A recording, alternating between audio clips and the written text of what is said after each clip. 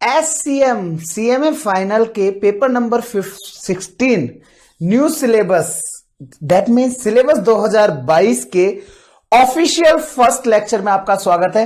Hey guys, this is CA CMA Ashutosh Lata from Jaipur Rajasthan for you all. So guys, जितने लोग मुझे जानते हैं वेल एंड गुड, जिन्होंने जो नहीं जानते हैं वो हमारे इस न्यू सिलेबस 2022 का लेक्चर नंबर 1 जरूर देख के आइएगा। उस लेक्चर 1 के को मिस बिल्कुल नहीं करना है। वहां से आपको पता चलेगा आखिरकार ये सब्जेक्ट क्या है, इस सब्जेक्ट के बारे में हमारी बुक्स में क्या कुछ लिखा है, सब कुछ चीजें। और आपको यहां पर मिलेगा मेरा introduction, that mean CA CMA Ashutosh Lata, I secured all over India rank first in CMA final. और दोस्तों, अलॉन्ग विद दैट हमारे यहां पर आप लोगों को यह भी नजर आ रहा होगा कि सीएमए एक्सक्लूसिव यूट्यूब चैनल जिसका नाम है एलपीए सीएमए एक्सक्लूसिव। तो दोस्तों, इस यूट्यूब चैनल के साथ साथ दैट मीन्स सीएसीएमए आशुतोष लाटा के यूट्यूब चैनल के साथ साथ आप इस एक्सक्लूसिव यूट्यूब चैनल को भी सब्सक्राइब करना मत भूलिएगा, क्योंकि इस एक्सक्लूसिव यूट्यूब चैनल पर आपको मिलने वाला है केवल और केवल सीएमए से रिलेटेड कंटेंट, और जिसके अंदर किसी तरह का कोई प्रमोशन नहीं होगा, किसी तरह का कोई एडवर्टीजमेंट नहीं होगा, कोई नोटिफिकेशन का अपडेट नहीं, कोई भी किसी भी तरह की अदर बातें होंगी ही नहीं। केवल बात होगी तो कंटेंट रिलेटेड, दैट मीन्स चाहे वो रिवीजन से रिलेटेड हो, चाहे आप लोगों को एग्जामिनेशन से स्ट्रेटेजी से रिलेटेड हो, आप लोगों को गाइडेंस देनी हो, उन सब चीजों के लिए ही मैं वहां पर अवेलेबल रहूंगा। तो आप लोग इस चैनल को सब्सक्राइब नहीं किए हैं तो चैनल को सब्सक्राइब जरूर कर लीजिएगा।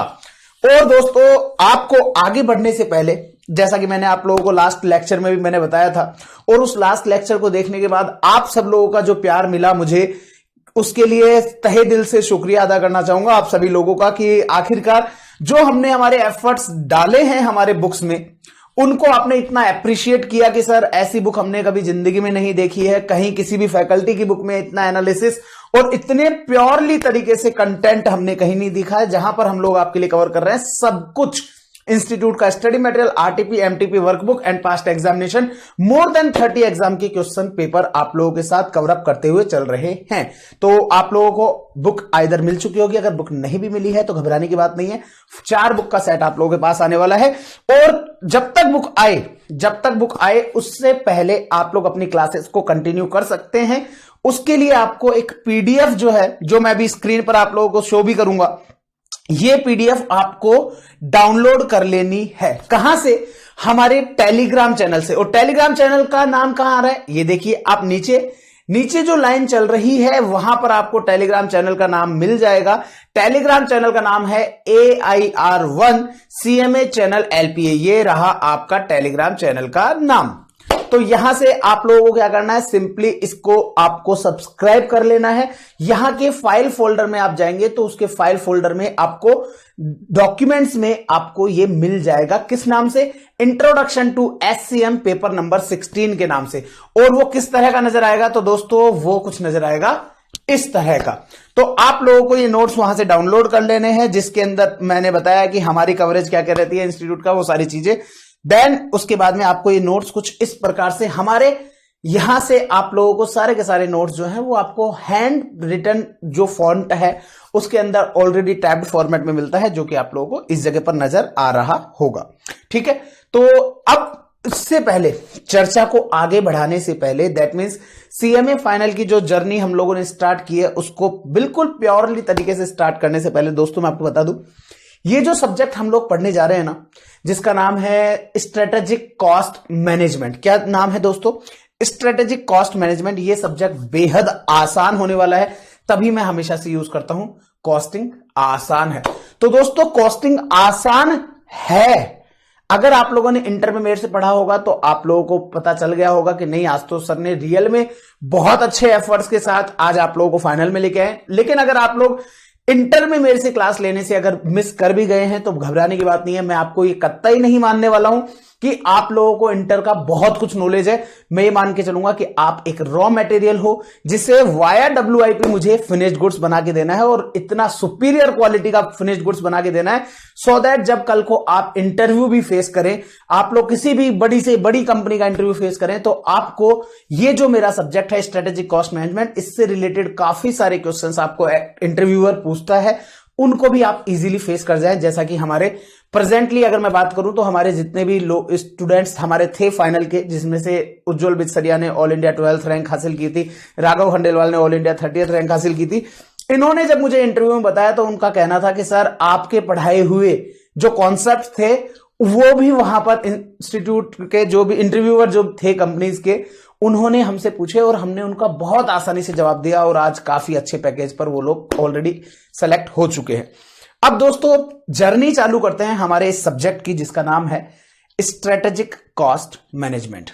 तो दोस्तों अब फाइनली हम लोग ऑफिशियली स्टार्ट कर रहे हैं हमारे इस सब्जेक्ट को, और बिल्कुल हौले हौले आप लोगों को कुछ नहीं करना है, रिलैक्स होकर के, बिल्कुल मतलब आप इस तरह से भी बैठ सकते हो, कहीं कोई दिक्कत वाली बात नहीं है। दोस्तों आप लोगों को पता है, कभी आप लोग अगर एरोप्लेन में आपने जर्नी की हो तो आप लोगों को पता है कि क्या होता है, एरोप्लेन पार्किंग लॉट में खड़ा होता है, वहां तक आप लोगों को क्या कराया जाता है।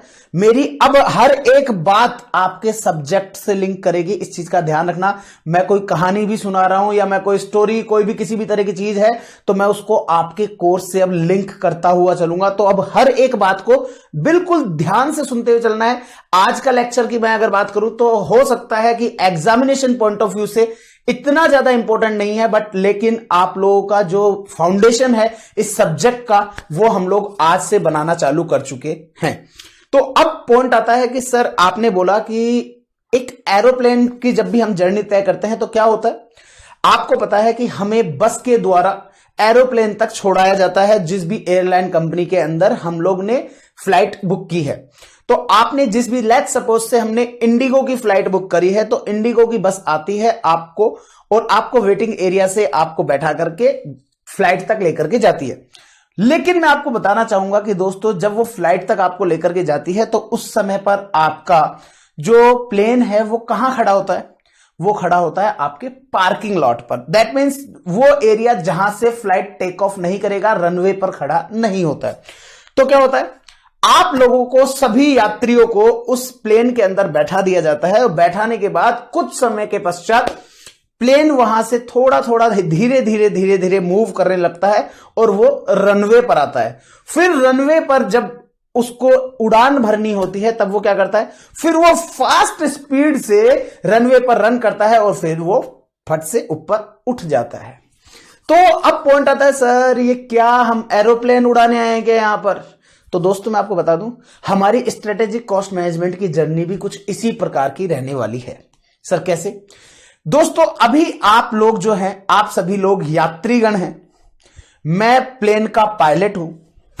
अभी हमारा स्ट्रेटेजिक कॉस्ट मैनेजमेंट का जो प्लेन है वो पार्किंग लॉट में खड़ा है।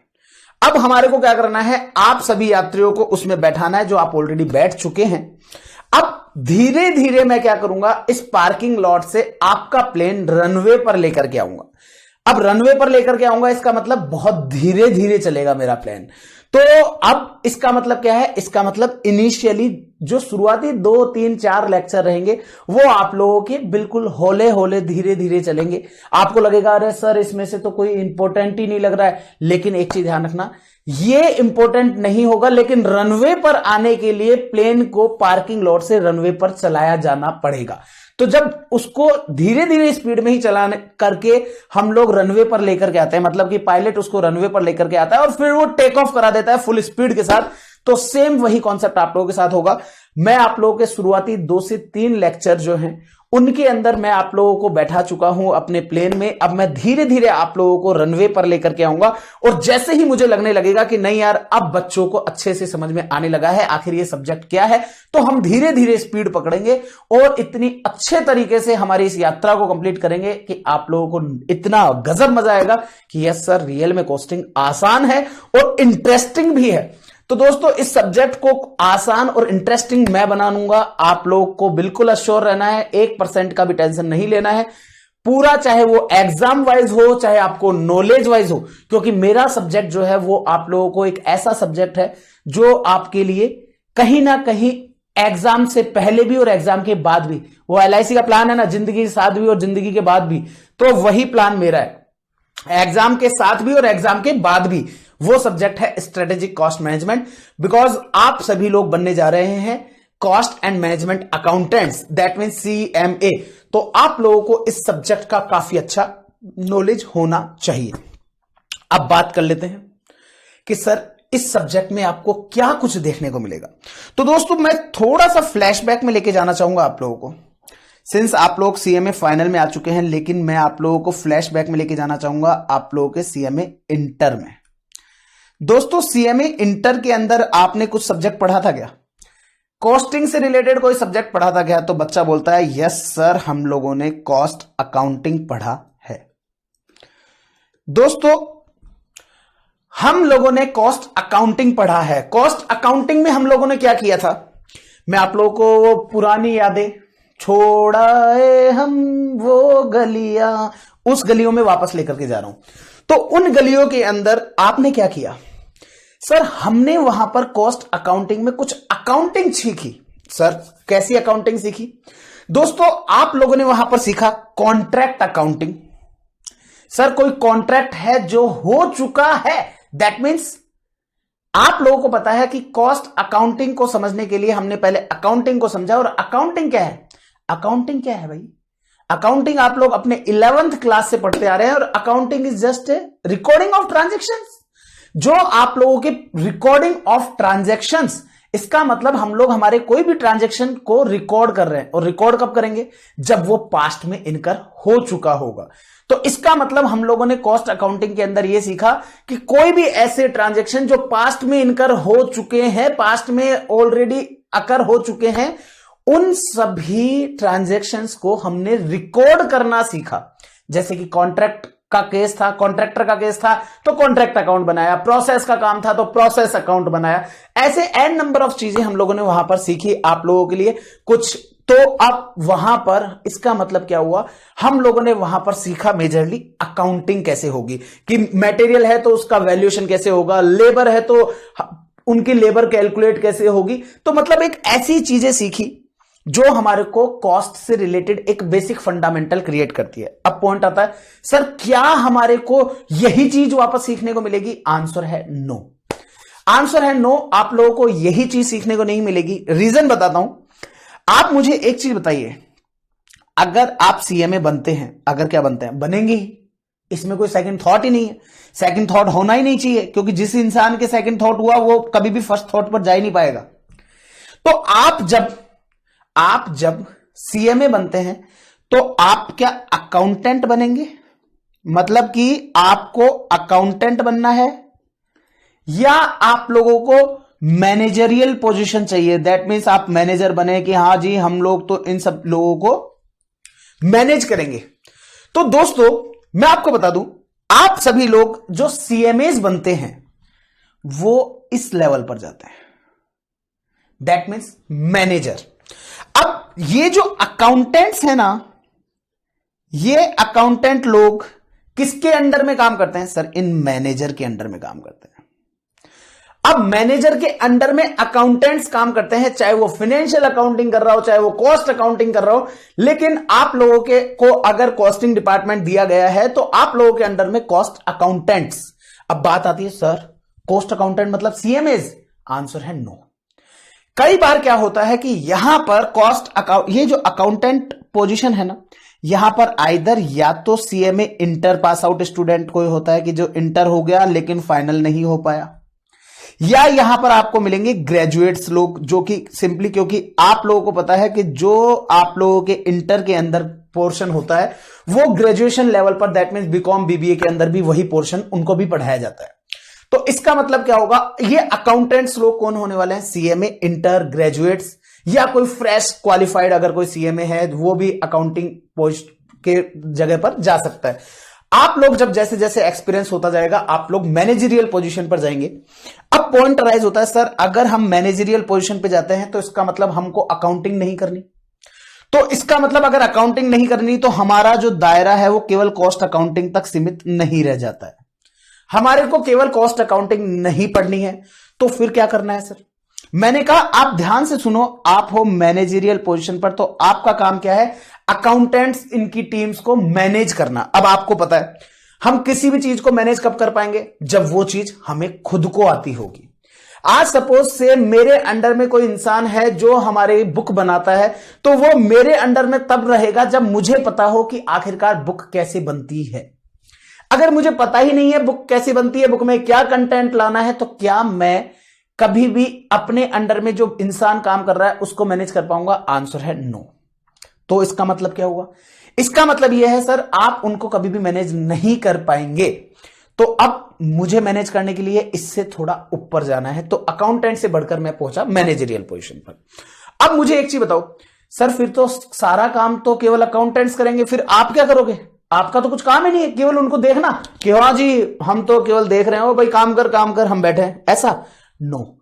हमारे को क्या होता है, आप जब मैनेजरियल पोजीशन पर होते हैं तो जो कंपनी के बोर्ड ऑफ डायरेक्टर्स होते हैं, कंपनी के ओनर्स जो होते हैं, वो मानते हैं कि yes he is the one, जो बहुत कॉम्पिटेंट पर्सन है, जो हमारे को हमारे हर एक चीज में हेल्प करने वाला है, हमारी हर एक चीज में हेल्प करने वाला है। मतलब अब होगा क्या कि लेट सपोज से मैं एक ऐसी कंपनी में काम कर रहा हूं, सपोज से डीएलएफ कंपनी है।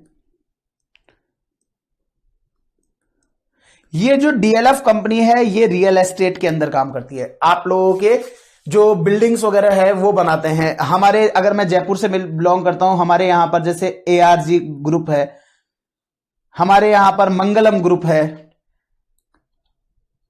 तो ऐसे एन नंबर ऑफ ग्रुप्स जो कि काम क्या कर रहे हैं, कंस्ट्रक्शन लाइन का। दैट मीन्स वो लोग काम क्या कर रहे हैं, वो लोग काम कर रहे हैं कोई भी एक ऐसा प्रोजेक्ट का जहां पर कंस्ट्रक्शन करेंगे। वो लोग लगभग 10 माले की, 15 माले की, 20 माले की बिल्डिंग बनाएंगे और उसको सेल आउट करेंगे।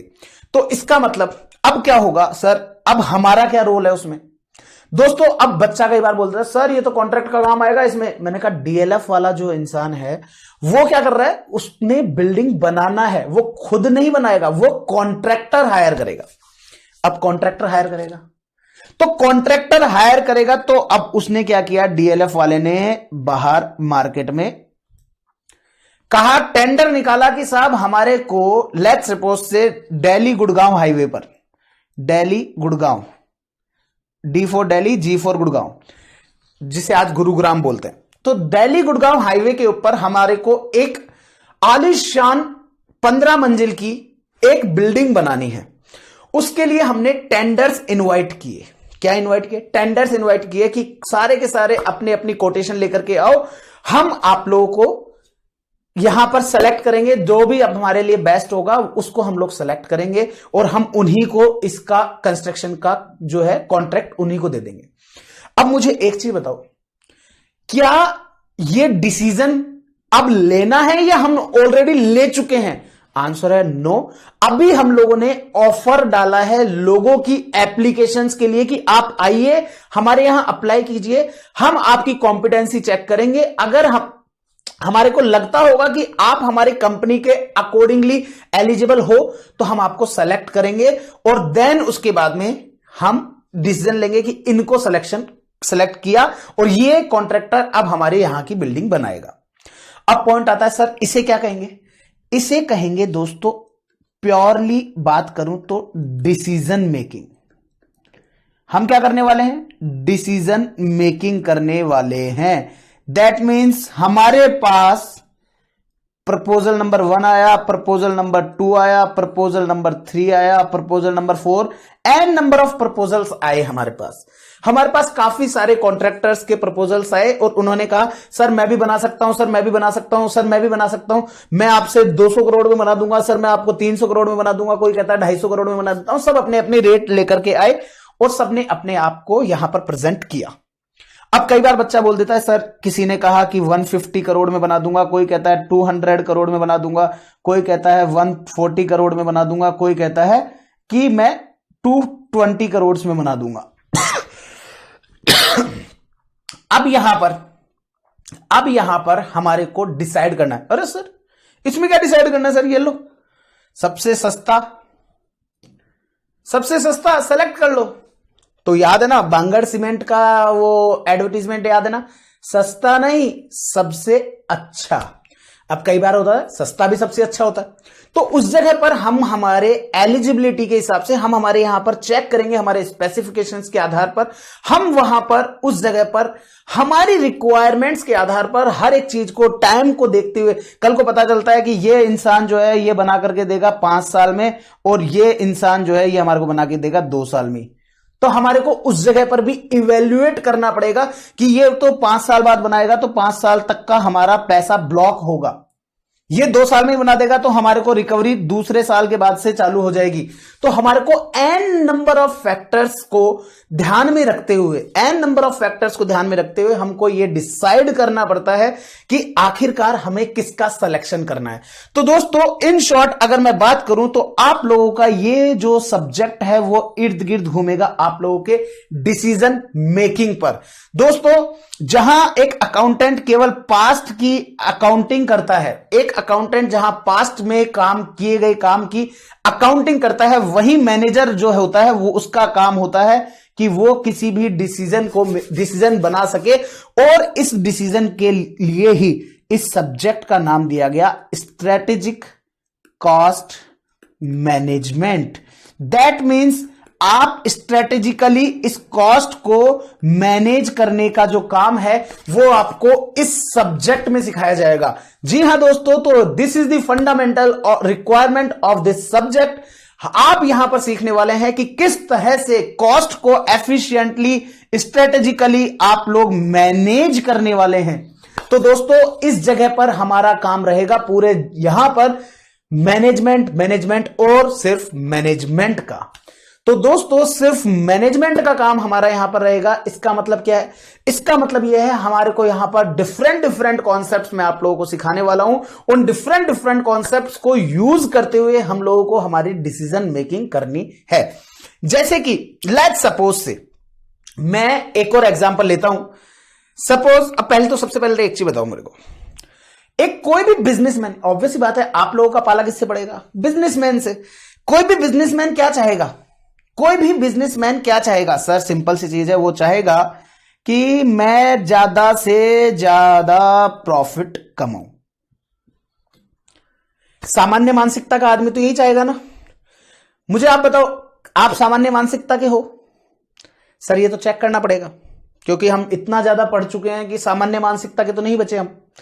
लेकिन अगर आप सामान्य मानसिकता के थोड़े से भी बचे हो, और मैं कहता हूं कि अगर नहीं भी बचे हो तो भी इतना तो पता है कि every person wants to maximize his और हर प्रॉफिट। प्रॉफिट को वो क्या चाहेगा? मैक्सिमाइज करना। सर मेरे को प्रॉफिट मैक्सिमाइज करना है। समझ लो आखिरकार ये सब्जेक्ट क्यों पढ़ रहे हैं हम? सर सबसे पहले ये बताओ, ये सब्जेक्ट क्यों पढ़ रहे हैं? बताया ना, मैनेजमेंट सीखने के लिए। अरे सर नहीं, मैनेजमेंट सीखने के लिए नहीं, वो जो सर एग्जाम होगा ना उसमें पास होने के लिए। सीधी बात, नो बकवास। ये बात तो बिल्कुल फैक्ट है। लेकिन आप शायद भूल चुके हैं वो लाइन जो मैंने ये बोला था, एग्जाम के साथ भी और एग्जाम के बाद भी। इसका मतलब यह है दोस्तों, ये एक ऐसा सब्जेक्ट है जो आपको एग्जाम के साथ भी और एग्जाम के बाद भी काम आने वाला है। तो इसका मतलब यह है कि दोस्तों इस सब्जेक्ट को हमारे ब्लड में, हमारे हर एक खून के अंदर एक एक बूंद में जब निकालें तो यह सब्जेक्ट निकलना चाहिए। और यह सब्जेक्ट निकलेगा। आपको इनिशियली 5 से 7 लेक्चर के बाद ही समझ में आ जाएगा कि नहीं सर रियल में यह सब्जेक्ट तो हमारे ब्लड में आ गया है। तो दोस्तों आज मैं आपको बता रहा था कि हाँ, कोई भी बिजनेसमैन क्या चाहेगा? सर अपना प्रॉफिट मैक्सिमाइज करना। अब मुझे एक चीज बताओ, कोई भी इंसान प्रॉफिट को मैक्सिमाइज करना चाहेगा तो पहले सबसे पहला काम मुझे बताओ, ये प्रॉफिट जो चिड़िया, कौन सी चिड़िया का नाम है? इस चिड़िया की कैलकुलेशन कैसे होती है? सर ये चिड़िया है ना 2 चिड़ों से मिलकर बनती है। ये चिड़िया 2 चिड़ों से मिलकर बनती है। एक चिड़े का नाम है सेल्स। उस एक चिड़े में से दूसरा चिड़ा लेस हो जाता है जिसे हम कहते हैं कॉस्ट। तो ये चिड़िया बन जाती, ये प्रॉफिट बन जाती है चिड़चिड़ा। मतलब कि सेल्स में से जब कॉस्ट को लेस कर देते हैं तो प्रॉफिट आ जाता है। वाह सर क्या मजा आ गया, क्या बात सिखाई आपने। ऐसी बात कि सेल्स में से कॉस्ट लेस हो जाता है तो प्रॉफिट निकलता है? ये तो सर हमको पैदा होने के 2 साल बाद ही पता चल गया था कि प्रॉफिट कैसे आता है ना, क्योंकि हम लोगों के अंदर वो कॉमर्स वाला खून तब से ही घूम रहा है ना। तो दोस्तों, लेकिन मेरा पॉइंट यहां पर अभी खत्म नहीं हुआ है। मैं आपको बता दूं, मेरा पढ़ाने का तरीका हमेशा यही रहता है कि मैं आपको बिल्कुल स्ट्रेच से लेके जाऊंगा। मैं जब मार्जिनल कॉस्टिंग स्टार्ट करूंगा ना, मैं आपको ये तक बताने वाला हूं कि ये जो सेल्स है ना, ये कैसे आती है। सेल्स यूनिट को जब हम सेलिंग प्राइस से मल्टीप्लाई कर देते हैं तो आती है।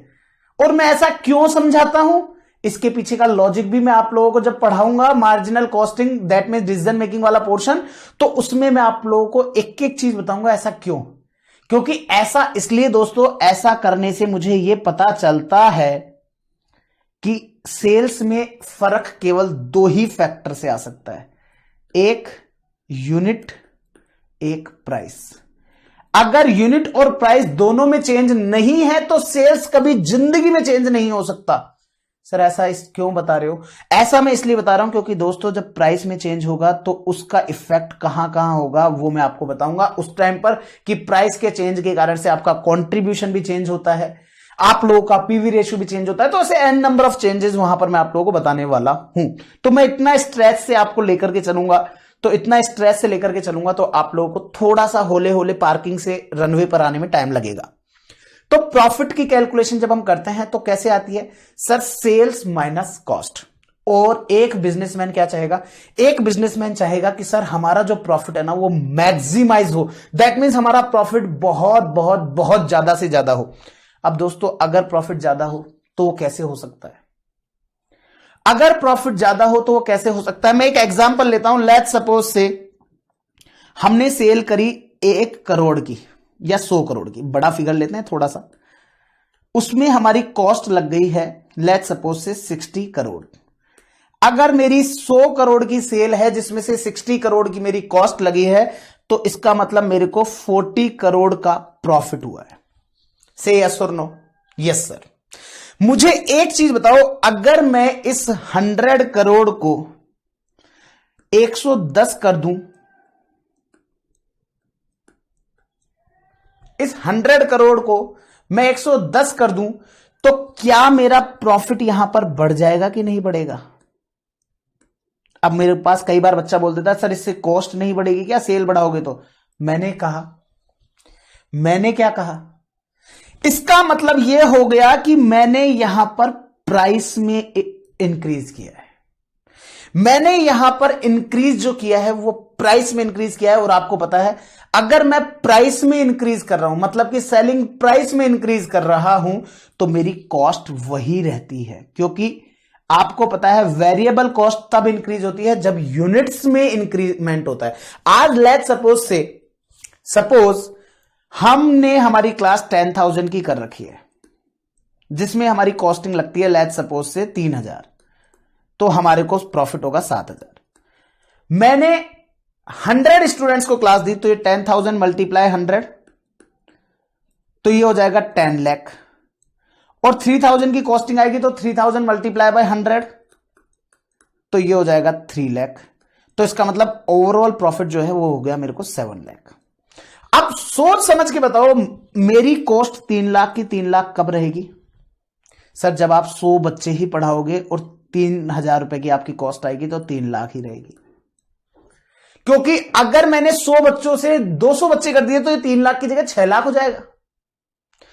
लेकिन मुझे एक चीज बताओ, अगर मैं 10,000 की जगह मैं मेरी रेट 12,000 रुपए कर दूं मेरी क्लास की, तो क्या ये 10 लाख से बढ़कर के 12 लाख हो जाएगा क्या? आंसर है यस। इसका मतलब क्या हुआ? इसका मतलब यह है सर कि अगर आपने कॉस्ट रखी same without increase in cost, अगर आपने सेलिंग प्राइस को इंक्रीज कर दिया, तो सर आपको होने वाला जो प्रॉफिट है ना वो 9 लाख हो जाएगा, वो आपका इंक्रीज हो जाएगा 2 लाख से। इससे क्या समझ में आया? इससे यह समझ में आया सर कि प्रॉफिट इंक्रीज हो सकता है। रीजन नंबर 1, अगर हम हमारी सेलिंग प्राइस को इंक्रीज कर दें तो। एग्री और नॉट? इसका मतलब प्रॉफिट हमारा इंक्रीज हो सकता है अगर हम लोग हमारे सेलिंग प्राइस को इंक्रीज कर देते हैं तो। At the very same time मुझे एक चीज बताओ, दूसरा पॉइंट, लेट्स सपोज से हमने प्राइस नहीं बढ़ाना चाहा, हम प्राइस नहीं बढ़ा सकते, हम ऐसी जगह पर हैं हम प्राइस नहीं बढ़ा सकते, 10 लाख का 10 लाख है। लेकिन मुझे ये बताओ कि मैंने मेरा नेगोशिएशन किया और ये 3,000 की चीज को मैंने कॉस्टिंग को बुक को की कॉस्ट वगैरह कम करी और ये 2500 हो गई, तो मुझे एक चीज बताओ, क्या ये कॉस्टिंग 2.5 लाख आ जाएगी क्या?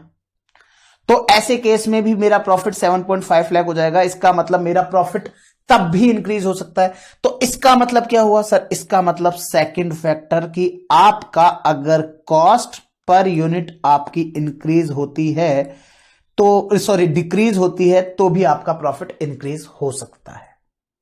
क्लियर है?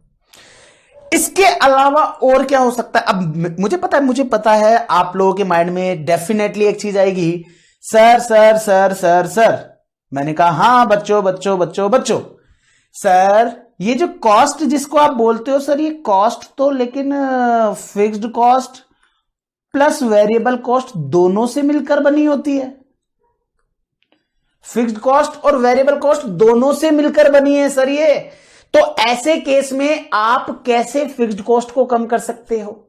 मैंने कहा आपको यहां पर कम जो करना है वो किसको करना? वेरिएबल कॉस्ट को। फिक्स्ड कॉस्ट को नेगोशिएशन वो हम आगे चल करके सीखेंगे। लेकिन कहीं ना कहीं अगर मैं बात करूं तो मोटा मोटी मैं अगर बात करता हूं तो मेरे को इतना सा समझ में आ रहा है कि अगर मुझे प्रॉफिट को इंक्रीज करना है तो वो 3 कारणों से हो सकता है। सर कौन कौन से? पहला, अगर मैं मेरी सेल्स को इंक्रीज कर देता हूं तो पहला। दूसरा, अगर मैं मेरी कॉस्ट को रिड्यूस कर देता हूं वो।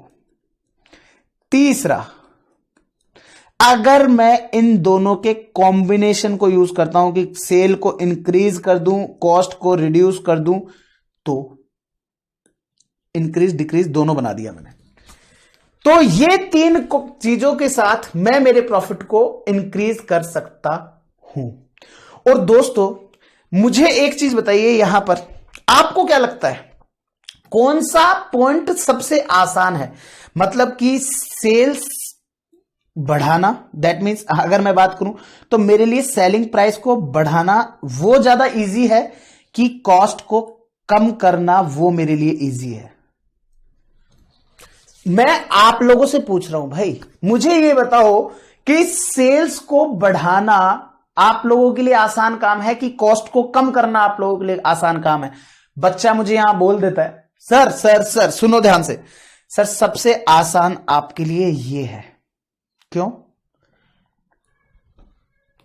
आपको आपकी क्लास सर 10,000 में बेचनी है या 15 में बेचनी है या 20 में बेचनी है, ये सर आप डिसाइड करोगे सर।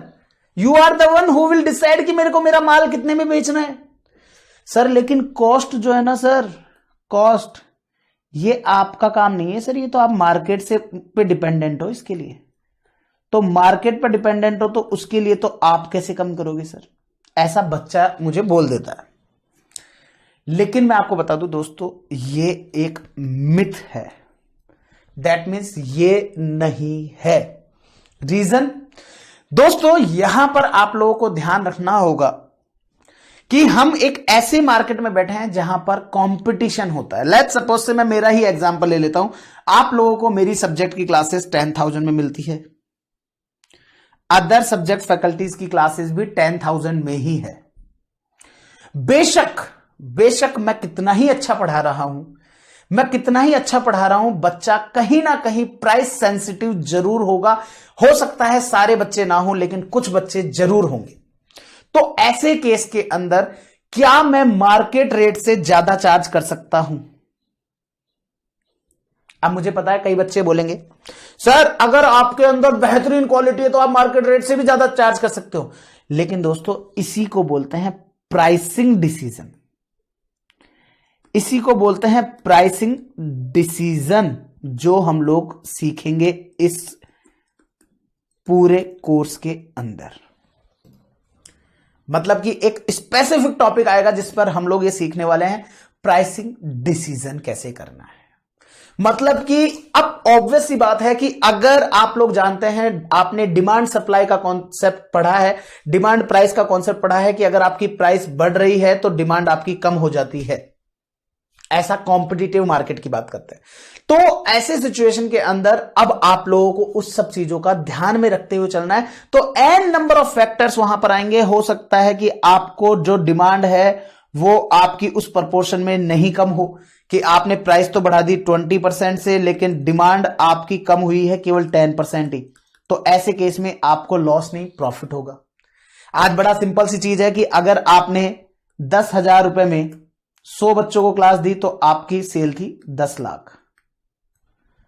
लेकिन अगर आपने 20% बढ़ा दी, 12,000 में आपने दी क्लास, लेकिन जैसे ही आपने 20% प्राइस इंक्रीज करी तो आपके पास आने वाले स्टूडेंट 10% कम हो गए तो 90।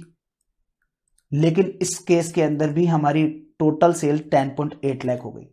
तो इस जगह पर आपका सेल ज्यादा इंक्रीज हुई है। तो ऐसे केस में हम लोगों को यही सब चीजें एनालाइज करनी है कि आखिरकार हमारे को प्राइस बढ़ानी है कि नहीं बढ़ानी है, उससे हमारे को प्रॉफिट हो रहा है कि नहीं हो रहा है। इन सब चीजों को ध्यान में रखते हुए जब हम लोग हमारा ये जो कारवा है हम आगे बढ़ाएंगे, उसे हम लोग बोलेंगे स्ट्रेटेजिक कॉस्ट मैनेजमेंट। आपने इसके अलावा मैं और आपको सारे टॉपिक्स, ये देखो मैं एक एक टॉपिक्स आप लोगों को कवर करते हुए चल रहा हूं। ये यहां से आपका प्राइसिंग डिसीजन वाला टॉपिक निकल के आएगा। फिर आगे चलते हैं। एक टॉपिक आप लोगों को जो मैं आज ही सिखाने वाला हूं, मैंने यहां पर, मेरे को यहां पर क्या है, मेरी कॉस्ट, मेरी कॉस्ट, इसको ध्यान में रखना है।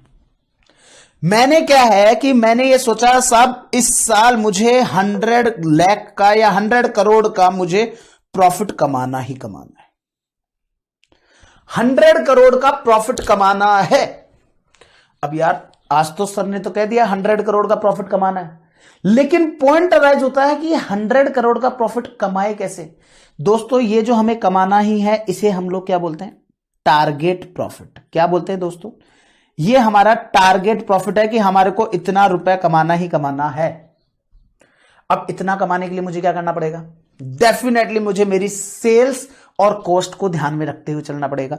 अब सेल्स क्या होगी, मैं एडवर्टीजमेंट कर सकता हूं, मैं प्रमोशन कर सकता हूं, मैं सब कुछ चीज कर सकता हूं, बट एट द एंड तो कस्टमर परचेज करेगा।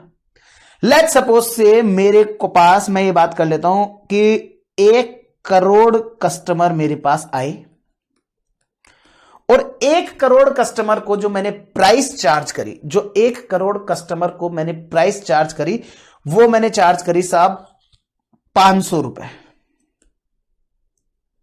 1 करोड़ कस्टमर मेरे पास आए और उनसे मैंने 1 यूनिट के चार्ज किए 500 रुपए, तो इसका मतलब मैंने पूरी सेल कितनी करी, 500 करोड़ की। अब दोस्तों मेरा क्वेश्चन आप लोगों से है, मुझे इतना सा बता दो कि अगर मैंने सेल 500 करोड़ की करी है, अगर मैंने सेल 500 करोड़ की करी है और मैं चाहता हूं कि मेरा जो टारगेटेड प्रॉफिट है वो मेरा 100 करोड़ आए, वो जो मेरा टारगेटेड प्रॉफिट है वो मेरा 100 करोड़ का आए। अब मुझे एक चीज इतना सा बता दो कि अगर मुझे 100 करोड़ कमाने हैं, 500 करोड़ की सेल करूंगा, तो मुझे मैक्सिमम कॉस्ट में कितनी रख सकता हूं। मुझे इस चीज का जवाब फटाफट से आप लोग दे दीजिए। मैं अगर 500 करोड़ का अगर मैं सेल करता हूं और 100 करोड़ मैंने मेरा टारगेट प्रॉफिट लिया है, तो ऐसे केस के अंदर मुझे इतना सा बता दो कि मैं मैक्सिमम कितनी कॉस्ट रख सकता हूं। आप सभी समझदार बच्चों ने मेरे को जवाब दिया कि सर 400 करोड़ रुपए की। कैसे निकाला सर, सिंपल सा बात है ना, प्रॉफिट इज इक्वल टू होता है सेल्स माइनस कॉस्ट। हमारे पास सेल्स है 500 करोड़, कॉस्ट हमें पता नहीं है, प्रॉफिट हमारे पास है 100 करोड़। तो ऐसे केस के अंदर सर 500 में से क्या अमाउंट लेस किया जाए कि 100 करोड़ आ जाए, तो सर 500 में से 400 लेस कर दोगे तो आएगा 100 करोड़। तो इसका मतलब मेरे को यहां से ये समझ में आया कि मैं मैक्सिमम कितनी कॉस्ट रख सकता हूं। सर ऐसा क्यों, ऐसा क्यों जानना चाहते हो आप? मैंने कहा रुकिए 1 सेकंड के लिए। दोस्तों इस मैक्सिमम कॉस्ट को हम एक नए टेक्निकल नाम से जानेंगे और उसको हम टेक्निकल नाम देंगे टारगेट कॉस्ट। और दोस्तों इसके लिए भी आप लोगों को एक टॉपिक देखने को मिलेगा जिसे हम बोलेंगे टारगेट कॉस्टिंग। एक टॉपिक मिलेगा जिसे हम लोग देखेंगे जिसका नाम होगा टारगेट कॉस्टिंग। और वो टारगेट कॉस्टिंग आप लोगों को क्या बताएगा, वो आपको बताने वाला है कि आखिरकार इस तरह से आप कैलकुलेट करके हमें टारगेटेड कॉस्ट बताइए, टारगेटेड कॉस्ट हमें बताइए। अब पॉइंट आता है, इस टारगेटेड कॉस्ट को क्यों जानना चाहता है एक मैनेजमेंट क्यों जानना चाहता है ये टारगेट कॉस्ट? ऑब्वियस सी बात है, टारगेटेड प्रॉफिट को अचीव करने के लिए। अब पॉइंट आता है कि सर इससे होगा क्या, जान के वो क्या कर सकता है? कॉस्ट तो जो लगेगी वो लगेगी ही। आंसर है नो, जो कॉस्ट लगेगी जो लगेगी ही नहीं, this will be the limit. ये एक लिमिट होगी, इस लिमिट के अंदर अंदर हमको हमारे सारे खर्चे करने हैं। और इसको करने के लिए अब हम क्या करेंगे, अब हम इस जगह से चालू हो जाएंगे। हमारे पास एक टारगेट है तो हम लगाएंगे इस जगह पर कॉस्ट कंट्रोल और कॉस्ट रिडक्शन। आप लोगों ने सीखा है कॉस्ट कंट्रोल, कॉस्ट रिडक्शन आप लोगों ने सीखा है इंटर में। अगर मेरे से क्लास ली है तो ये कॉन्सेप्ट मैं इंटर में ही पढ़ा चुका होता हूं। सर हमने आपसे क्लास नहीं ली तो कोई बात नहीं, अभी पढ़ाऊंगा। नहीं ली तो भी कोई दिक्कत की बात नहीं है, मैं कॉस्ट कंट्रोल कॉस्ट रिडक्शन अभी आपको पढ़ाऊंगा। तो दोस्तों कुल मिलाकर के इस तरह से हम टारगेट कॉस्ट निकालेंगे। उस टारगेट कॉस्ट से हम कॉस्ट कंट्रोल और कॉस्ट रिडक्शन हम लोग सीखेंगे। अब मुझे बच्चा बोलता सर ये सारी चीजें हमें कॉपी करने दे ही नहीं रहे हो आप। कुछ भी कॉपी नहीं करना है, ये कोई भी चीज कॉपी नहीं करनी है। ये जस्ट आप लोगों के फंडामेंटल क्लियर करने के लिए मैं बताने वाला हूं कि आखिरकार हम क्या कुछ पढ़ने वाले हैं। अब हम क्या कुछ पढ़ने वाले हैं, ध्यान से सुनिएगा, ध्यान से सुनेंगे। क्या सुनेंगे? Cost control cost reduction. बहुत ज्यादा दूर का एग्जाम्पल नहीं लेता हूं मैं, एग्जाम्पल लेता हूं एक स्टूडेंट का जिसका नाम है कालू सिंह और एक स्टूडेंट का जिसका नाम है नीलू सिंह। ये दोनों के दोनों जो बच्चे हैं ये क्या है, सीएमए फाइनल में। ये जो कालू और नीलू जो दो बच्चे हैं ये इनका सीएमए फाइनल के स्टूडेंट है। दोनों के दोनों ने सोचा कि यार सीएमए फाइनल का एग्जाम आने वाले हैं हमारे, अभी तक हम लोगों ने हमारी पढ़ाई प्लान ही नहीं करी है, अब हम लोगों को थोड़ा सीरियस होना चाहिए। दोनों अपने आपस में बातचीत कर रहे हैं, देखो दोनों एक दूसरे से बात भी कर रहे हैं। दोनों ने आपस में बात की, यार भाई क्लास का क्या करें, क्लास का क्या करें, टेलीग्राम पे बात कर रहे थे, है ना। अब इन्होंने कहा कि यार अपन एक काम करते हैं यार, सीएमए फाइनल का ग्रुप 1 से स्टार्ट करते हैं। मैंने कहा ठीक है, मतलब मैंने नहीं कहा, मतलब कि नीलू सिंह ने कालू सिंह को आपस में कहा। तो इन्होंने जब कहा तो नीलू सिंह बोलता है कि यार देख मैं तो करूंगा सेल्फ। तो कहा ठीक है भाई तू सेल्फ कर, मैं रिस्क नहीं लूंगा, मैं रिस्क नहीं लूंगा क्योंकि साला यहां पर अगर मैं रिस्क ले गया और अगर मैं गलती से एक अटेम्प्ट में फेल हो गया तो सीधा मुझे 5-10 लाख रुपए का लॉस हो जाएगा। बच्चा बोलता और एक अटेम्प्ट का 5-10 लाख का लॉस कैसे? अरे भाई सिंपल सी चीज है, एक अटेम्प्ट पहले पास हो गए, आपका on an average 10 lakh 12 lakh का पैकेज लगता है, तो 12 लाख का हाफ कितना होता है? 6 लाख। तो एक अटेम्प्ट में फेल होने की कॉस्टिंग 6 लाख है, प्लस एग्जाम फीस, प्लस 6 महीने की जेल। तो इन सब चीजों को से बचने के लिए क्या करना है, साथ के साथ हर एक टॉपिक को ध्यान से सुनना है, हर एक चीज को कॉन्सेप्चुअली क्लियर करना है अपने माइंड में और रिवीजन कंटिन्यूअसली करते रहना है। लेकिन वैसे डोंट वरी, मैं आप लोगों को चैप्टर वाइज भी रिवीजन में आप लोगों को प्रोवाइड करूंगा, तो आपको वहां पर भी क्लियर हो जाएगी वो सारी चीजें। बट आप लोगों को इस सब चीजों का ध्यान रखना है कि साथ के साथ आपको भी अपने एफर्ट्स डालने हैं। तो कालू सिंह ने सोचा कि यार मैं पेपर नंबर स्टार्ट करता हूं, पेपर नंबर 13 से, paper number 13, paper number 14, paper number 15, paper number 16। इसने एक प्लान बनाया।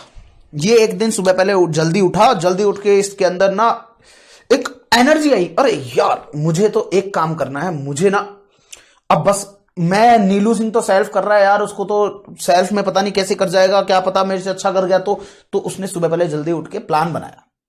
मैं आपको बता रहा हूं मेरी हर एक स्टोरी आपके टॉपिक से लिंक्ड होती है तो इसको केवल टॉपिक से ही लिंक होते हुए सीरियसली सुनेंगे। तो ऐसे केस में उसने प्लान बनाया कि यार मेरा ये लो का सब्जेक्ट है, ये मेरा एसएफएम है, ये मेरा डीटी है और ये हमारा सबसे आसान टॉपिक जिसे हम बोलते हैं एससीएम है। उसने प्लान ये बनाया कि यार मैं लो की क्लास जिनसे लूंगा उनकी प्राइस 9,000 रुपए है, लेट्स सपोज से। उसने प्लान बनाया कि यार मैं 9,000 रुपए से ज्यादा महंगी क्लास नहीं लूंगा लो की। एसएफएम में मैं 10,000 से ज्यादा महंगी क्लास नहीं लूंगा।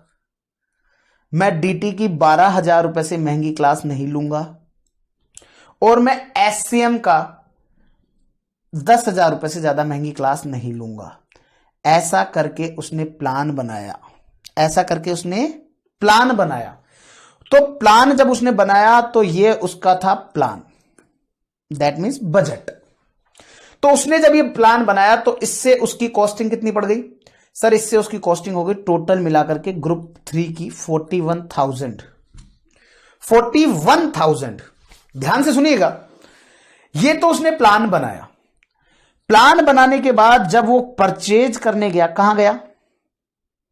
वो आया जी हमारी वेबसाइट पर www.lpacama.com पर।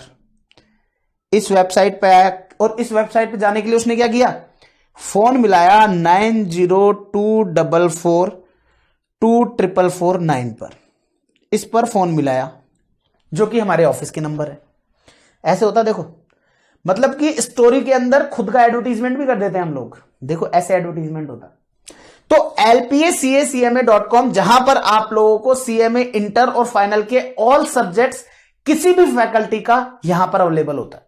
तो हर एक सब्जेक्ट का, हर एक फैकल्टी का यहां पर आपको क्लासेस अवेलेबल होता है। तो बच्चे ने हमारे ऑफिस नंबर पर कॉल किया, कॉल करके कहा कि सर मुझे एक्स टीचर की क्लास चाहिए। मैंने सबके डेमो देख लिए हैं और सबके डेमो देखने के बाद मैंने प्लान किया है, मैं ए टीचर का लूंगा लो, बी टीचर का लूंगा एसएफएम, सी टीचर का लूंगा एससीएम।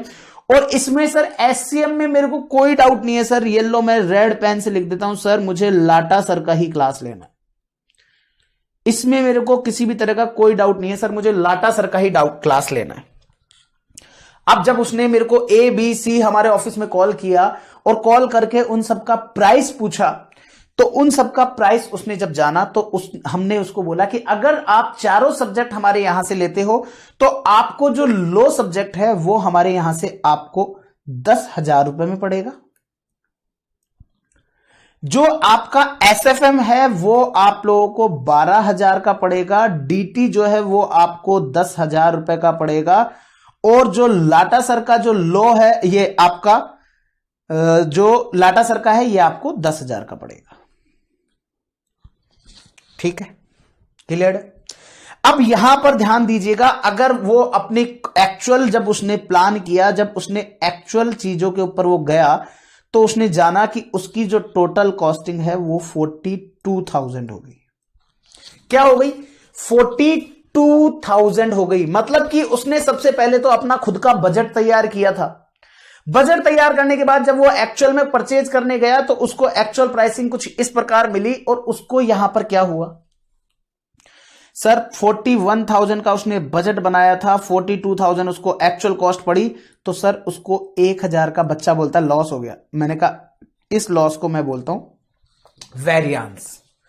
लॉस कहां होता है? लॉस नहीं है, ये वेरियांस है। बेसिकली हम लोगों ने जो बजट प्रिपेयर किया था और जो एक्चुअल में कॉस्ट आई उसमें डिफरेंस है, तो उसे बोलते हैं वेरियांस।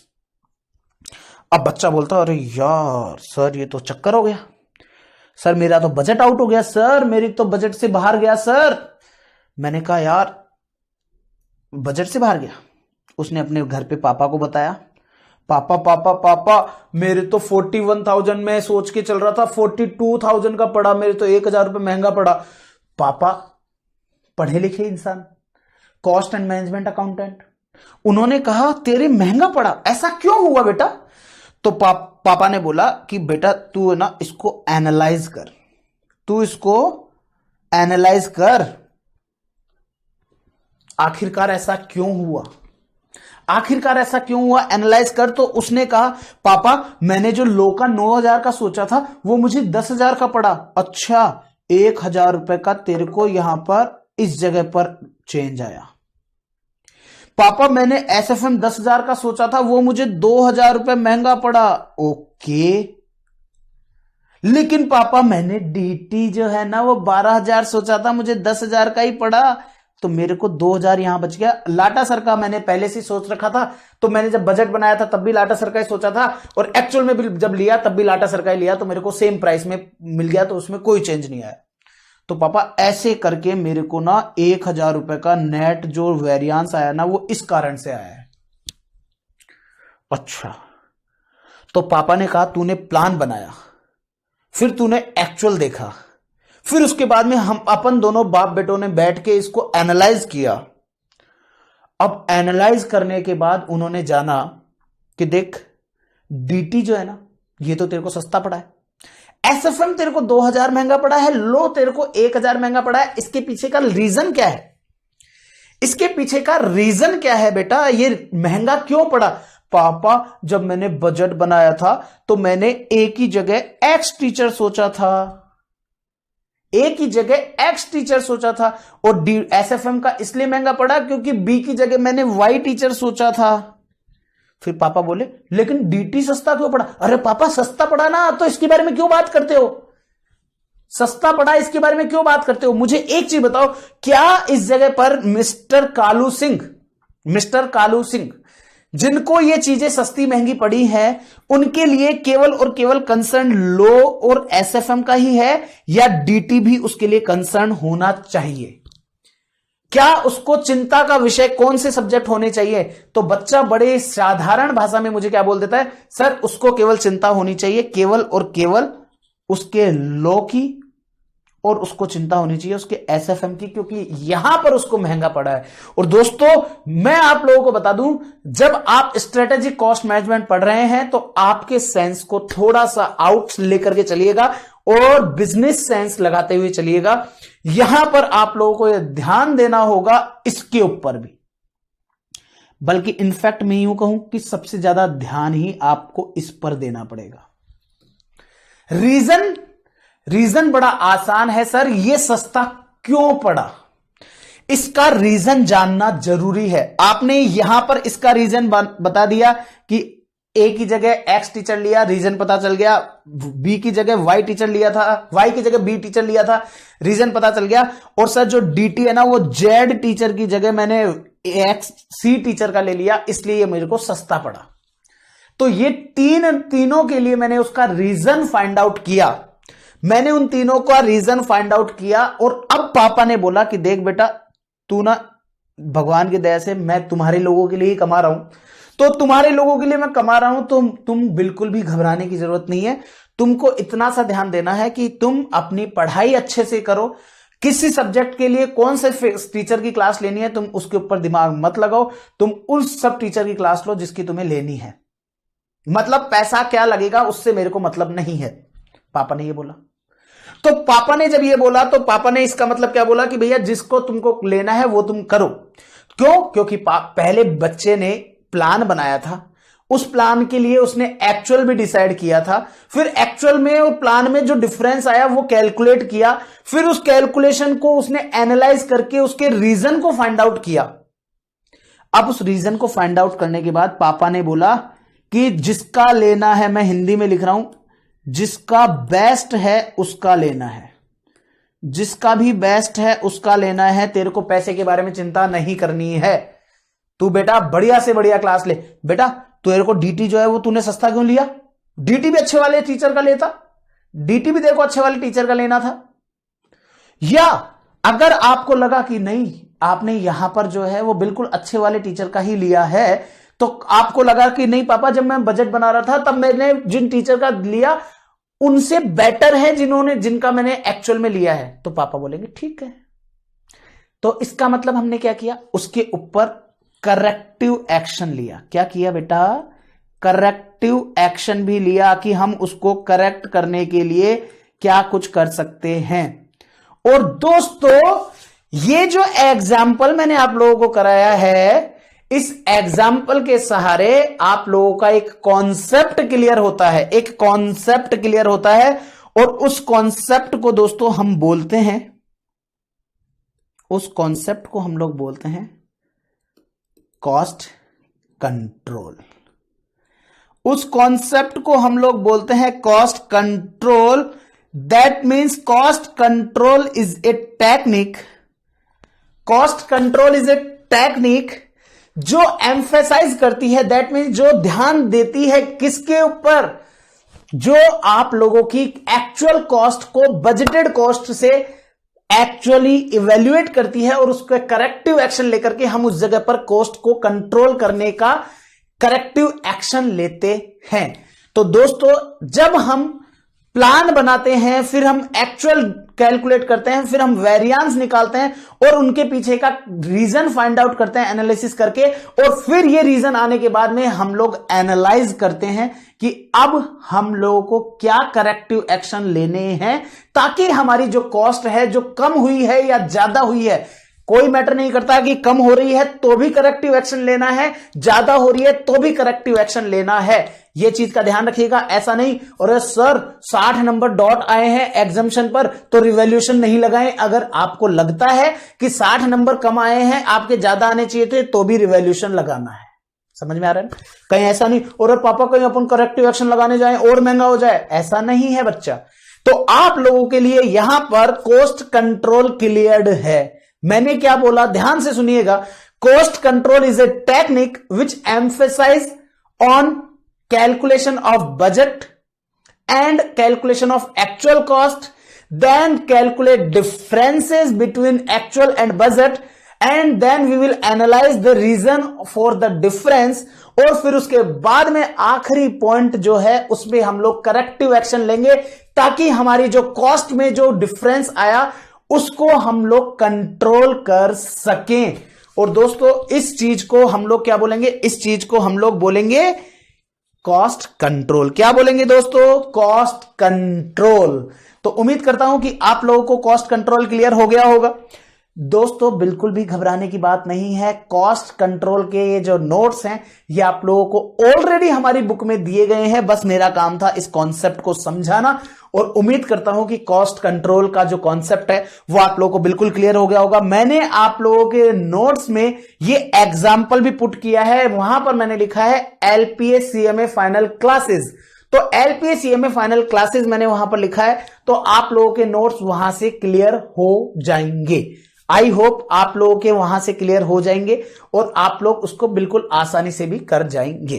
तो ये हुई बात कॉस्ट कंट्रोल की। अब बच्चा बोल देता है सर कॉस्ट कंट्रोल समझ में आया, लेकिन आपने तो बोला था हम 2 टॉपिक पढ़ेंगे, एक कॉस्ट कंट्रोल और एक हम लोग पढ़ेंगे कॉस्ट रिडक्शन। एक हम लोग कॉस्ट कंट्रोल पढ़ेंगे, एक हम लोग कॉस्ट रिडक्शन पढ़ेंगे। तो दोस्तों मैं आपको बता दूं हम लोग यहां पर कॉस्ट रिडक्शन भी पढ़ेंगे। अब बात करते हैं कॉस्ट रिडक्शन भी। कॉस्ट कंट्रोल क्लियर है? कॉस्ट कंट्रोल का मतलब हो गया जब हम हमारी एक्चुअल कॉस्ट को बजट पर ले जाने के लिए करेक्टिव एक्शन लेते हैं ताकि हमारी कॉस्ट कंट्रोल की जा सके, उसे बोलते हैं कॉस्ट कंट्रोल टेक्निक। अब बात करते हैं कॉस्ट रिडक्शन की। अब बात करते हैं कॉस्ट रिडक्शन की। मैं आप लोगों को डोंट वरी, आप लोगों को जो भी मेरे लेक्चर हैं वो सारे 2 आवर्स ईच के होते हैं, लेकिन मैं 2 आवर्स को भी 2 अलग अलग पार्ट में मैं आप लोगों के लिए कवर अप करूंगा, सो दैट आप लोग 1 घंटे बाद आप ब्रेक लेना चाहें तो आप ले सकें। हो सकता है 5-10 मिनट का वो उस कारण से 5-10 मिनट की क्लास जो है वो हमारी ऊपर चल जाए। जैसे कि अभी अगर मैं बात करूं तो 58 मिनट्स हो चुके हैं। मैं आपको अभी भी 1 घंटा 5 मिनट या 1 घंटा 10 मिनट की ये क्लास रहेगी, ठीक है? तो 5-7 मिनट ऊपर रहेगा बस आपका। तो कॉस्ट रिडक्शन। अब कॉस्ट रिडक्शन की बात करते हैं तो दोस्तों हम यहां पर फोकस किस पे करेंगे?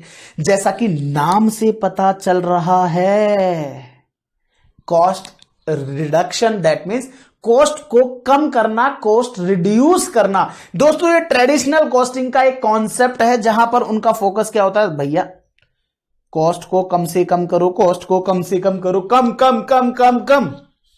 कैसे कम? पता नहीं। केवल फोकस कॉस्ट को कम करने पर। अब उसके लिए चाहे क्वालिटी भी कम जा रही है, जाने दो, कुछ भी हो रहा है होने दो।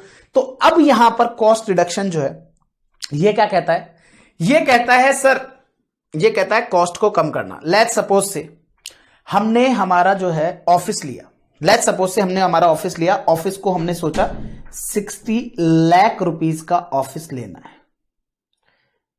ये हमारी कॉस्ट है, ये हमारी कॉस्टिंग है कि 60 लाख। लेकिन हुआ यूं कि हमारा जो काम है वो हम लोग जो है कंस्ट्रक्शन लाइन में ही है। हम लोग क्या करते हैं, हम लोग ऑफिसेज बनाते हैं, हम लोग ऑफिसेज बनाते हैं और ऑफिसेज सेल आउट करते हैं। आज सपोज से हम लोग 60 लाख का जो ऑफिस बेच रहे हैं वो हमारा 40 लाख की कॉस्टिंग आती है, वो हमारी 40 लाख की कॉस्टिंग आती है।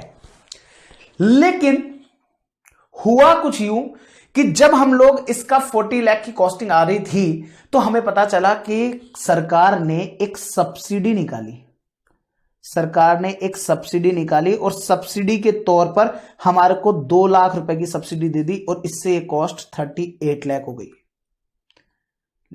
और ये सब्सिडी उन्होंने 6 मंथ के लिए निकाली थी। तो मेरा पॉइंट है, क्या इसे कॉस्ट रिडक्शन कहेंगे? क्या इसे कॉस्ट रिडक्शन कहेंगे? बच्चा बड़ा आसान तरीके से बोल देता है, आंसर है यस सर, कॉस्ट रिडक्शन कहेंगे। और मैं कहूंगा नो, ये कॉस्ट रिडक्शन नहीं है।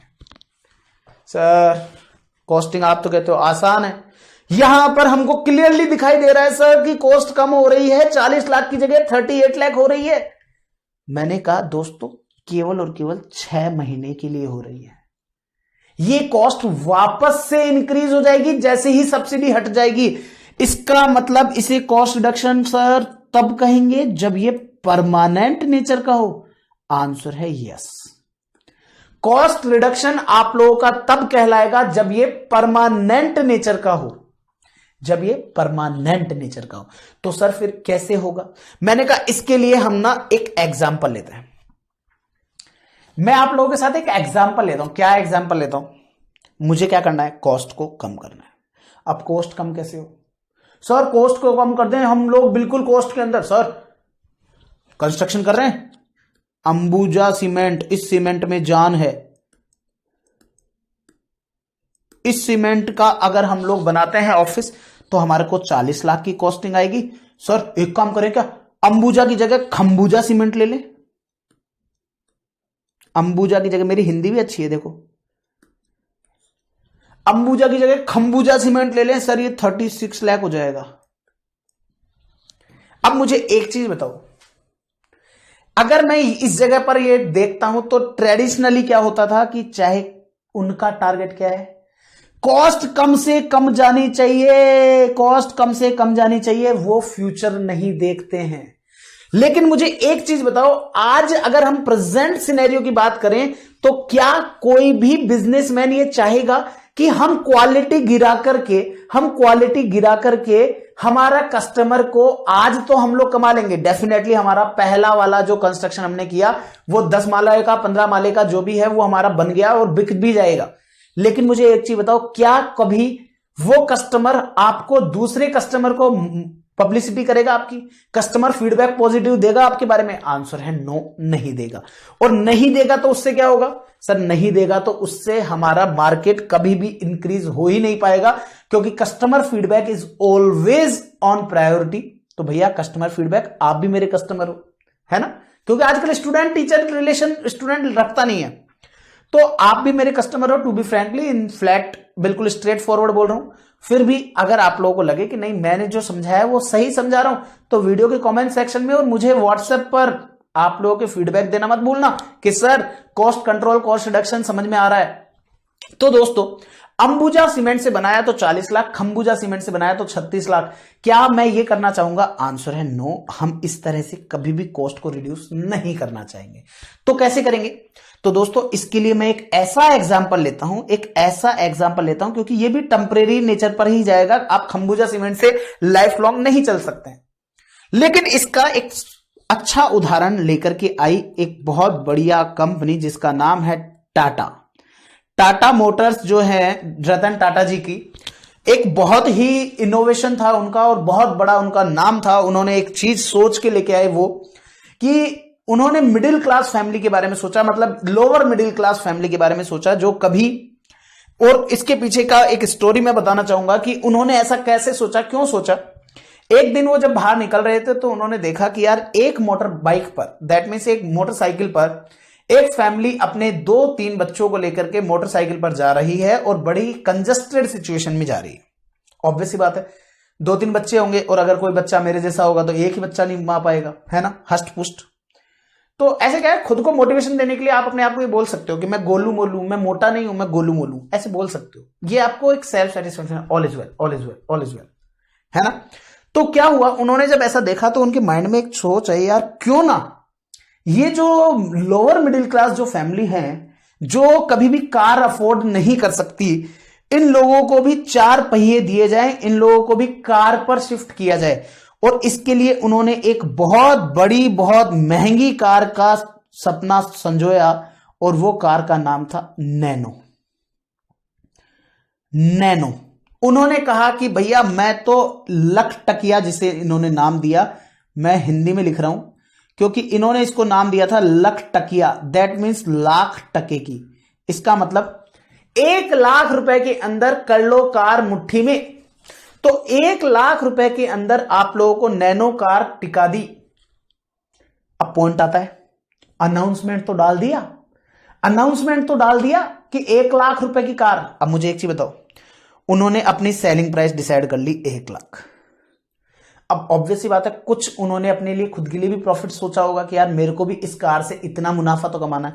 लेट सपोज से उन्होंने यहां पर सोचा 10,000 मुझे एक कार से कमाना है। ऑल्दो ये 1 लाख से महंगी निकली थी, 1.5 लाख 2 लाख के आसपास की कार आई थी ये, तो 1 लाख रुपए, लेकिन मैं 1 लाख रुपए ही मानते हुए चल रहा हूं। 1 लाख रुपए इन्होंने सेलिंग प्राइस अनाउंस कर दी, लेकिन 10,000 रुपए का प्रॉफिट इनको खुद को भी कमाना है। तो ऐसे केस में मुझे एक चीज बताओ, आपकी सेलिंग प्राइस टारगेटेड जो आपने अनाउंस कर दी है, जो टारगेट प्रॉफिट जो आपने सोचा वो भी आ गया। तो इसका मतलब क्या मेरी टारगेट कॉस्ट 90,000 आ गई क्या? टारगेट कॉस्ट 90,000 आ गई क्या? आंसर है यस। टारगेट कॉस्टिंग मेरे पास आ गई। अब टारगेट कॉस्ट जब मेरे पास आ गई तो मैंने अब सोचा कि यार टारगेट कॉस्ट है, लेकिन इस टारगेट को अचीव कैसे किया जाए? अचीव तो करना है, करना 90,000 में ही है। अब कार बनानी है 90,000 में, तो ऐसी सिचुएशन में क्या किया जाए?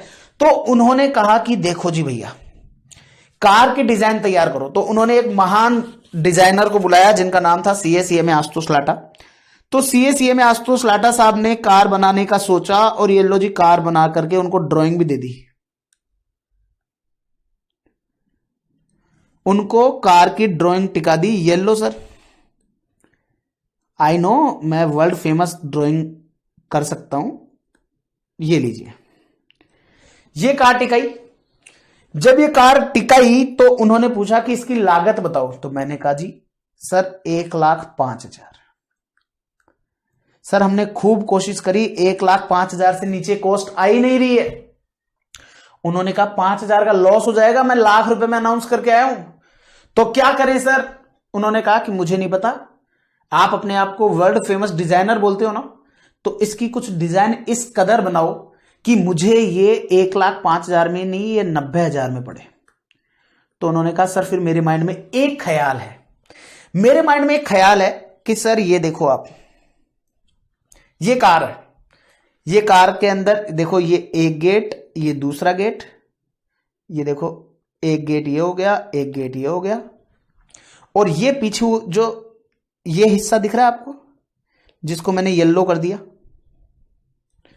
ये जो येलो किया है ये हिस्सा दिख रहा है आपको, इसे हम लोग बोलते हैं कार का बूट स्पेस।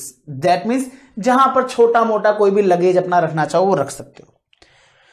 तो उन्होंने कहा, रतन टाटा जी ने कहा कि देखो भैया, मैं उन लोगों को कार दे रहा हूं, लेकिन कार का मतलब ये नहीं है कि उनको लगेज भी दे रहा हूं, उनको सब कुछ करके दे रहा हूं, नो। तो फिर उन्होंने कहा सर फिर एक ख्याल हमारे माइंड में आता है, और वो ख्याल ये है सर, ये जो आगे आपका जो बोनट है ना, ये जो कार के आगे का जो बोनट होता है जिसमें इंजन लगा होता है, आप लोगों को पता है कि कार के बोनट में आगे ही इंजन होता है। इस कार के बोनट के इंजन को यहां से रिमूव करो और इस जगह पर बूट स्पेस पर डाल दो। सर, रतन टाटा जी ने कहा इससे क्या होगा? इससे उन्होंने कहा कि सर इस प्रोडक्ट की जो कार है, इस कार की डिजाइन जो है ना वो कुछ इस प्रकार की बन जाएगी। तो उन्होंने यहां से इसको इतना सा आगे निकाला और 90% उसका बोनट हटा दिया। 90% बोनट उसका हटा दिया और कार के पीछे का जो बूट स्पेस था उस बूट स्पेस में इंजन को शिफ्ट कर दिया और कार के बूट स्पेस के अंदर उसका इंजन शिफ्ट हो गया। आगे से वो चीजें जो बोनट है, जो आगे का फ्रंट, वो उन्होंने हटा दिया। अब कार की कॉस्टिंग 90,000 आ गई। और दोस्तों ये रियल लाइफ एग्जांपल है कॉस्ट रिडक्शन का। इसे बोलते हैं दोस्तों प्रोडक्ट डिफरेंशिएशन या प्रोडक्ट की डिजाइन में चेंज करना। प्रोडक्ट की डिजाइन में जब आप चेंज करते हो तो प्रोडक्ट की डिजाइन में चेंज होने से जब आपकी कॉस्ट रिड्यूस हो जाती है, जब प्रोडक्ट की डिजाइन में चेंज, क्या ये परमानेंट नेचर का है? आंसर है यस। आपका नैनो कार यहां पर परमानेंटली कॉस्ट रिड्यूस कर दी गई है with the change of design. और दोस्तों ये जो डिजाइन के चेंज करने से, ये जो डिजाइन के चेंज कर देने से आप लोगों का जो प्रोडक्ट का डिजाइन चेंज कर देने से जो कॉस्ट कम हुई, इसे कहेंगे कॉस्ट रिडक्शन। इसे कहेंगे कॉस्ट में रिडक्शन आना, कॉस्ट को रिड्यूस करना। तो दोस्तों आप लोगों को क्लियर है? आंसर है यस। अगर आपकी किसी भी जानकारी में किसी के पास नैनो हो तो जाके देख लीजिएगा, नैनो के अंदर इंजन पिछू आता है, आगे नहीं आता है। और इसके पीछे का लॉजिक यही कॉस्ट रिडक्शन प्रोग्राम था जो रतन टाटा जी ने अपनी कंपनी में किया। ये रियल लाइफ एग्जांपल मैंने आप लोगों के सामने रखा। पॉइंट नंबर 1, कॉस्ट का reduction with the product design change. दूसरा पॉइंट, कॉस्ट को रिड्यूस दूसरे तरीके से भी किया जा सकता है। कैसे? आशुतोष सर का ही एग्जांपल ले लेते हैं। आप सभी लोगों को, आप सभी बच्चा पार्टियों को क्लास आती है, आप ऑर्डर करते हो, आप ऑर्डर करते हो, उसके बाद में हमारे ऑफिस से आप लोगों को मेल रिसीव होता है। उस मेल में हम आपको क्या देते हैं? मेल में हम आपको देते हैं सीरियल की। क्या देते हैं? सीरियल की। ध्यान से सुनिएगा, मेल में हम आपको देते हैं सीरियल की। अब ऑब्वियस सी बात है, इतने स्टूडेंट्स का ऑर्डर आता है, हम तो प्रोसेस करेंगे नहीं, हमने इसके लिए एक स्टाफ रखा हुआ है। हमने सीरियल की को प्रोसेस करने के लिए हमने लेट्स सपोज एक स्टाफ रखा हुआ है। आई नो ये थोड़ा आपका जो लेक्चर है थोड़ा सा लेंदी गया है, ठीक है, कोई बात नहीं, बट जो कॉन्सेप्ट है उस कॉन्सेप्ट को समझाना जरूरी है। हम अगले वाले पार्ट को थोड़ा कम कर देंगे। तो मेल के अंदर सीरियल की में आपका स्टाफ का, आपके स्टाफ का नाम आया सर। नाम क्या था? चिंटू। चिंटू पाजी जो हैं वो हमारे यहां पर काम कर रहे हैं। लेट्स सपोज से हम उनको सैलरी दे रहे हैं 25,000 पर मंथ। कितना? 25,000 पर मंथ। मुझे एक चीज बताओ, अगर हम 25,000 पर मंथ दे रहे हैं, आजकल साल में 12 महीने होते हैं, पहले भी 12 ही होते थे, तो उनको पूरे साल भर का हम कितना रुपए दे रहे हैं सर? 3 लाख रुपए। साल भर के हम उनको 3 लाख रुपए दे रहे हैं। लेट्स सपोज से हमारे साल भर के हमारे पास 2000 स्टूडेंट आते हैं फॉर एग्जाम्पल, ऑल्दो आप लोगों का प्यार है इससे ज्यादा ही है, लेकिन लेट्स सपोज से 2000 स्टूडेंट हमारे पास हर साल आते हैं। मुझे एक चीज बताओ, 2000 स्टूडेंट अगर हमारे को हर साल आते हैं और उसके लिए हमारा खर्चा 3 लाख रुपए का लगता है, तो मेरे पास तो कैलकुलेटर है, मैं तो कैलकुलेट करके ही करूंगा। 3 लाख, अगर 3 लाख रुपए का खर्चा आता है 2000 स्टूडेंट पर, तो हर एक स्टूडेंट पर मुझे कितने रुपए का खर्चा आएगा सर? हर एक स्टूडेंट पर आपको 150 रुपीज का खर्चा आएगा। ये हमारे पास सीरियल की को लेकर के कॉस्ट पर स्टूडेंट हो गई। तो स्टूडेंट हमारे लिए यूनिट है, तो कॉस्ट पर यूनिट हो गई। तो दोस्तों इसका मतलब क्या हुआ, इसका मतलब 2000 स्टूडेंट को अगर हम सीरियल की देते हैं तो 300 रुपए का खर्चा आता है। कितना आता है दोस्तों? 300, मतलब कि 3 लाख रुपए का खर्चा आता है। तो 3 लाख रुपए का खर्चा आता है 2000 स्टूडेंट पर, तो हर एक स्टूडेंट पर 150 रुपीज का खर्चा आता है। अब सोच के चलो, मैंने कहा यार, मैंने मेरे भाई से डिस्कस किया, CS आदित्य लाटा जी से। मैंने कहा यार भाई एक चीज सुनो यार, अपन 3 लाख रुपए की सैलरी बांट रहे हैं यार, उसके कारण से 3 लाख रुपए की तो सैलरी दे रहे हैं, प्लस बच्चा ऑर्डर प्लेस करता है 10 बजे, बच्चे को सीरियल की पहुंचती है 12 बजे या 1 बजे, मतलब कि बच्चे को 2-3 घंटा भी वेट करना पड़ता है। ऑल्दो हमारे यहां से आप लोगों की क्लासेस प्रोसेस होने में इतना टाइम हम लोग नहीं लगाते हैं, हम लोग रियल टाइम में प्रोसेस करते हैं। बट मैंने ये सोचा, हाइपोथेटिकल सिचुएशन ले रहा हूं, मैंने ये सोचा कि यार भाई ये 10,000 से 10 बजे अपन लगाते हैं और ये 12 बजे जाती है, 3 घंटा लगता है। मैं चाहता हूं कि मेरे स्टूडेंट को क्विक बेसिस पर जाए, मतलब कि इधर ऑर्डर इधर क्लास, इधर ऑर्डर इधर क्लास। तो भाई इसके लिए क्या हुआ, इसके लिए मैंने एक टेक्निकल एक्सपर्ट इंसान को बुलाया, एक टेक्निकल एक्सपर्ट इंसान को बुलाया। मैंने उसको कहा कि देख भाई सुन, मेरी रिक्वायरमेंट सुन। मेरी रिक्वायरमेंट यह है कि मैं मेरे स्टूडेंट को चाहता हूं कि इधर से बच्चा ऑर्डर प्लेस करे हमारी वेबसाइट पर और उधर से उसके पास सीरियल की इमीडिएटली चल जाए, बच्चे को वेट ना करना पड़े। तो उसने हमसे कहा कि सर इसके लिए एक काम हो सकता है। मैंने कहा क्या? सर हम इसके लिए आपको एक ऐसा सॉफ्टवेयर डेवलप करके दे सकते हैं जो हम आपको आपकी मेल से सिंक्रनाइज कर दें, मेल एंड आपकी वेबसाइट से हम आपको उसको सिंक्रनाइज कर देंगे। एक ऐसा सॉफ्टवेयर हम बनाएंगे जो आपको मेल और आपकी वेबसाइट से सिंक्रनाइज होगा। जैसे ही बच्चा ऑर्डर प्लेस करेगा, हैंड टू हैंड उसको सीरियल की जो आपका मैसेज आता है कि thank you for placing order, जो ऑर्डर कंफर्मेशन मेल जाता है, उस ऑर्डर कंफर्मेशन मेल में ही हम सीरियल की दे देंगे। मतलब कि सारा काम सॉफ्टवेयर से। अब मुझे एक चीज बताओ, जो सॉफ्टवेयर से अगर ये काम हो जाएगा तो क्या मुझे चिंटू की जरूरत पड़ेगी? आंसर है नो, क्योंकि सीरियल की के लिए ही रखा था चिंटू को और हमने रख दिया यहां पर सॉफ्टवेयर बेस्ड, तो मुझे चिंटू की जरूरत नहीं है। तो हमने चिंटू को यहां से हटाया। चिंटू को 3 लाख रुपए देते थे, हटाया। लेकिन मैं हटाने का तो तब सोचूंगा, पहले एक बार इनसे तो पूछूं। कल को ये कहा सॉफ्टवेयर का खर्चा सर सालाना 4 लाख, मैंने कहा फिर रहने दे, फिर ऐसी कॉस्ट नहीं कम करनी। तो ऐसी सिचुएशन, ऐसी कॉस्ट नहीं बढ़ानी भैया, ऐसे सॉफ्टवेयर नहीं लाने। तो ऐसी सिचुएशन में मैंने उनको क्या कहा, मैंने उनको कहा जी कि भैया आपकी जो कॉस्टिंग है ना, आपकी जो कॉस्टिंग है वो कॉस्टिंग सर 3 लाख रुपए नहीं जाएगी। मैंने कहा कितनी जाएगी? सर देखो हम आपकी ऐप जो है वो हम आपका सॉफ्टवेयर बनाएंगे, उसका खर्चा कहीं ना कहीं 50,000 रुपए पहले साल उसका खर्चा लगेगा। मैंने कहा वो कोई दिक्कत नहीं है।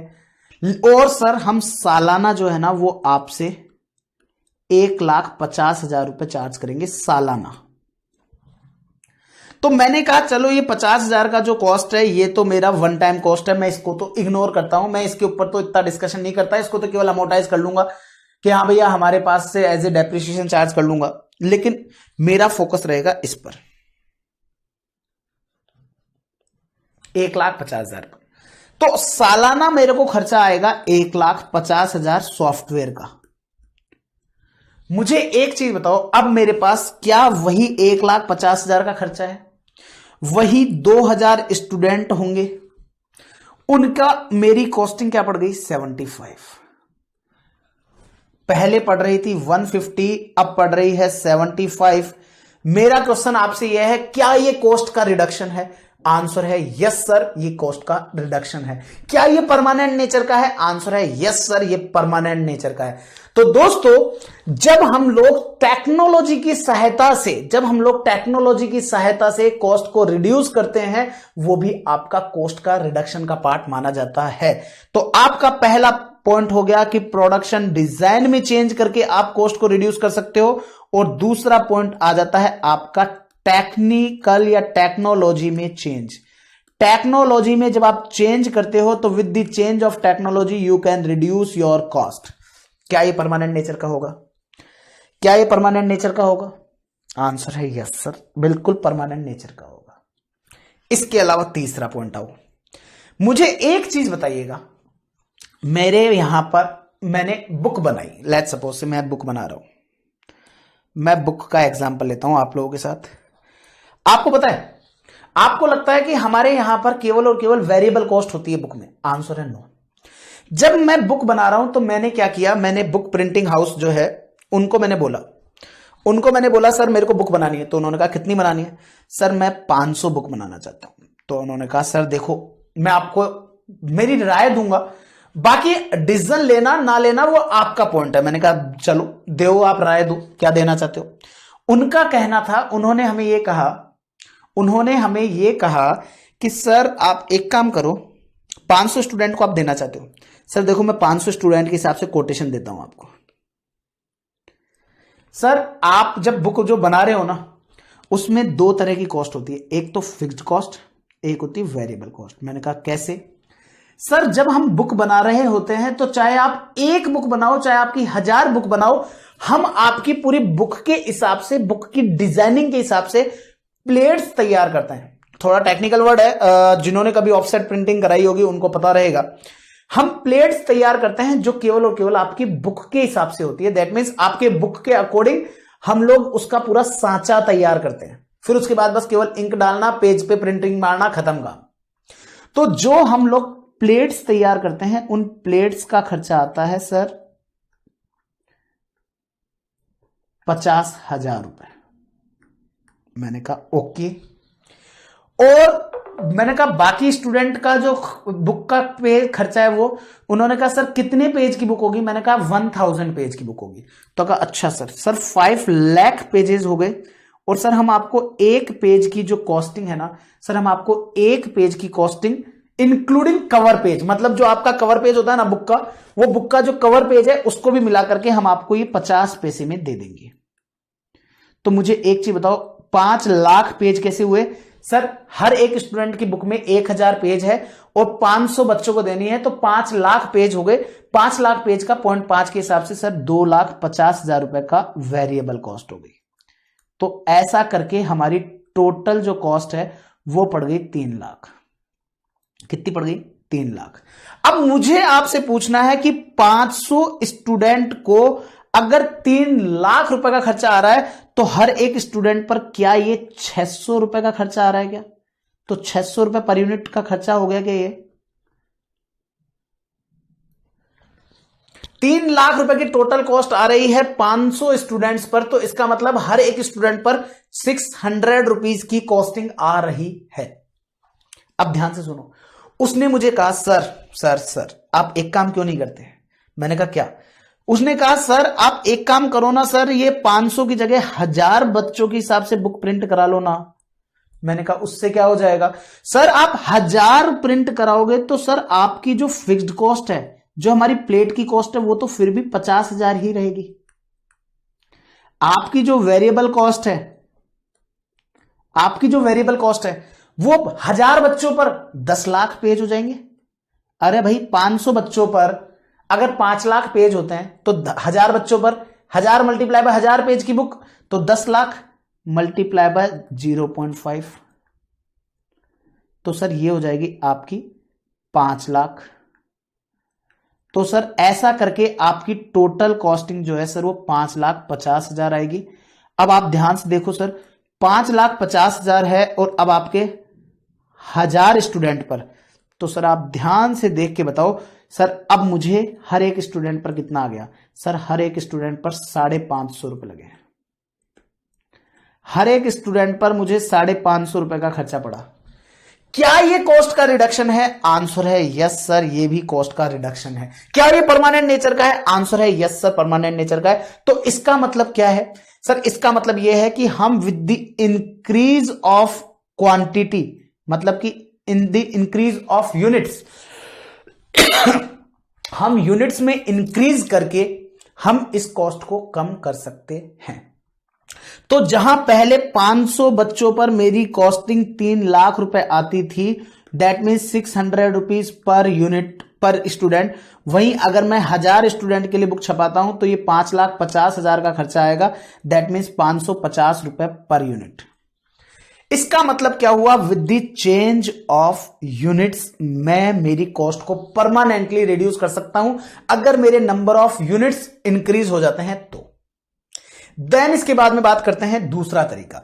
सर मैंने क्या किया, मैंने उनसे नेगोशिएट किया। देखो साहब, मैं दूसरा नेगोशिएशन मैंने ये किया कि देखो जी भैया 500 स्टूडेंट हैं, 50,000 आपकी फिक्स्ड कॉस्ट है, मैं उसके लिए कोई मना नहीं कर रहा, आप 50,000 रुपए ही लो।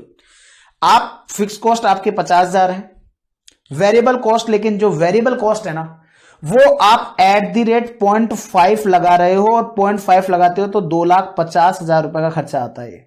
तो आप हमारे लिए ये 3 लाख की पड़ रही है। आप इस जगह पर थोड़ा सा रिडक्शन करो, और थोड़ा सा रिडक्शन ये करो कि आप इसको हमारे लिए 45 पैसा या 40 पैसा लो। हम इसको 40 पैसे से ज्यादा नहीं देंगे। आपको बनता है क्या? उन्होंने कहा ठीक है साहब कर लेंगे। बनता तो नहीं है लेकिन आपके लिए कर लेंगे, क्योंकि आप हमारे को और भी लोगों को लेके आओगे। तो उन्होंने ये किया, तो ऐसा करके ये 50,000 हुई, और ये 40 पैसे के हिसाब से आपके जो 5 लाख थे तो ये 2 लाख ही रह गए।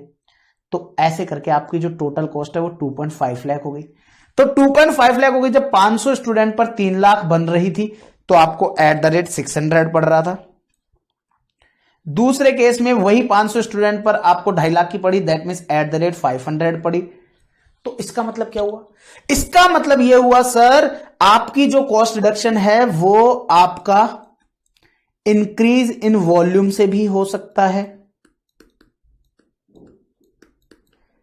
आपका increase in cost per unit से भी, इंक्रीज इन वेरिएबल कॉस्ट से भी आपको फर्क पड़ सकता है, आपकी कॉस्ट रिडक्शन हो सकता है।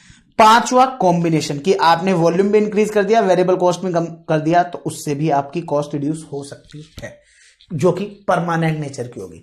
तो दोस्तों इसी के साथ, इसी पॉइंट के साथ आप लोगों का जो कॉस्ट रिडक्शन वाला कॉन्सेप्ट है ना, ये मैंने समझाना था। आपको कॉपी करने की कुछ भी जरूरत इसमें से नहीं थी, इसमें से कुछ भी आपको कॉपी करने की जरूरत नहीं थी। आप लोगों को यहां पर सिंपली हर एक चीज मैंने आप लोगों के लिए नोट्स में लिखाई हुई है। आप लोगों को जितना कंटेंट रिक्वायर्ड है उतना सब कुछ मैंने आप लोगों के लिए लिखा हुआ है ऑलरेडी। तो आप लोगों को कुछ भी लिखने की जरूरत नहीं है, ठीक है। तो ये सारी चीजें मैंने आप लोगों को समझा दी। अब समझाने के बाद क्या होगा सर, ये सारी चीज हो गई। अब आप सर आज जितना भी आपने अभी इस वाले लेक्चर में, इस वाले पार्ट में जितना भी आपने कराया उसको फटाफट से रिकैप कर दो सर। और रिकैप करने के लिए क्या करो सर, आप हमारे को हमारे नोट्स के ऊपर लेकर के आओ। तो मैंने कहा आ जाइए, आपको ये हमारे टेलीग्राम चैनल पर ये नोट्स आपको मिल जाएंगे। और जब आप उन टेलीग्राम चैनल पर जाओगे तो आपको ये यहां से चालू होगा। लेकिन हम लोग यहां पर ये जो इंट्रोडक्शन वाला पार्ट है हमने ये अभी नहीं देखा है, वो हम नेक्स्ट पार्ट में देखेंगे। हमने अभी जो देखा है वो अभी क्या देखा है, क्योंकि इंट्रोडक्शन वाला पार्ट इतना इंपॉर्टेंट नहीं है, कॉस्ट रिडक्शन वाला कहीं ना कहीं आप लोगों के लिए इंपॉर्टेंट है। तो ये वाला पार्ट आ गया यहां पर, cost control and cost reduction. देखिए दोस्तों, मैं आप लोगों के लिए स्क्रीन पर सबसे पहले कॉस्ट कंट्रोल को डिस्कस करूंगा। कॉस्ट कंट्रोल का ध्यान रखिएगा आप लोग, मैंने आप लोगों के साथ ऑलरेडी अच्छे से डिस्कस किया है। याद करो, क्या याद करो, दिमाग मत लगाओ, इसके ऊपर आ जाओ। Classes of CMA final fees budget, जैसे ही आपके माइंड में ये आ जाएगा ना, आप क्लिक कर जाओगे कॉस्ट कंट्रोल पे। आशुतोष सर ने क्या बताया था, आप इमीडिएटली आप माइंड में आपके क्लिक कर जाएगा कि आशुतोष सर ने कहा था कि यस, हमने पहले पापा से मिलकर कालू, आप चाहो तो यहां पे लिख भी सकते हो कालू सिंह, आपको याद आ जाएगा। कालू सिंह का एग्जाम्पल दिया था। कालू सिंह के एग्जाम्पल पर मैंने आपको बताया था कि उसने सबसे पहले फीस का बजट बनाया, फिर उसके बाद में उसने एक्चुअल को डिसाइड किया, एक्चुअल कैलकुलेट किया, एक्चुअल के बाद में उसने वेरिएंस निकाला, वेरिएंस करने के बाद उसने उसको एनालाइज करके रीजन फाइंड आउट किया, और फिर 5वें पॉइंट पर उसने करेक्टिव एक्शन लिया। आइए देख लेते हैं क्या लिखा है।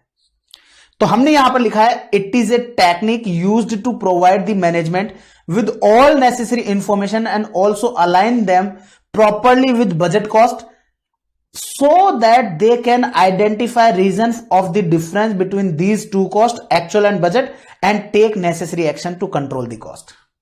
कुल मिलाकर के ये एक ऐसी टेक्निक है जो आपको अलाइन करती है, जो आपको जोड़ती है बजटेड कॉस्ट को कैलकुलेट करने के साथ, आपको सारी इंफॉर्मेशन प्रोवाइड करती है ताकि आप लोग बजटेड कॉस्ट निकाल सको, आप एक्चुअल कॉस्ट निकाल सको, उन दोनों के बीच का डिफरेंस निकाल सको, उसके डिफरेंस आने के पीछे रीजन क्या रहा वो फाइंड आउट कर सको, और फिर करेक्टिव एक्शन ले सको ताकि आप लोग उसको कंट्रोल कर सके उस कॉस्ट को। इसे आप लोग क्या बोलेंगे, इसे आप लोग बोलेंगे आपका, इसे आप लोग बोलने वाले हैं कि आपकी टोटल इसका कॉस्ट कंट्रोल कैसे होता है।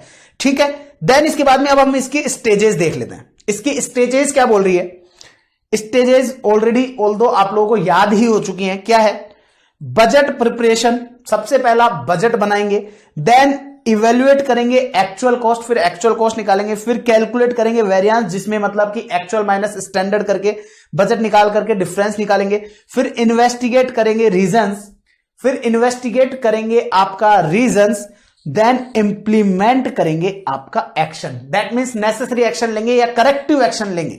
नेसेसरी एक्शन बोल दूं या करेक्टिव एक्शन बोल दूं एक ही बात है। फिर हम करेक्टिव एक्शन लेंगे किसके लिए, ताकि हम कॉस्ट को कंट्रोल कर सकें उसके लिए। तो ये है आपका क्लासेस ऑफ सीएमए फाइनल का बजट, ये आपका एग्जांपल। देन इसके बाद में आ जाइए इधर, ये बोलता है it is a process which aim to reduce the unit cost of a product without harming its quality.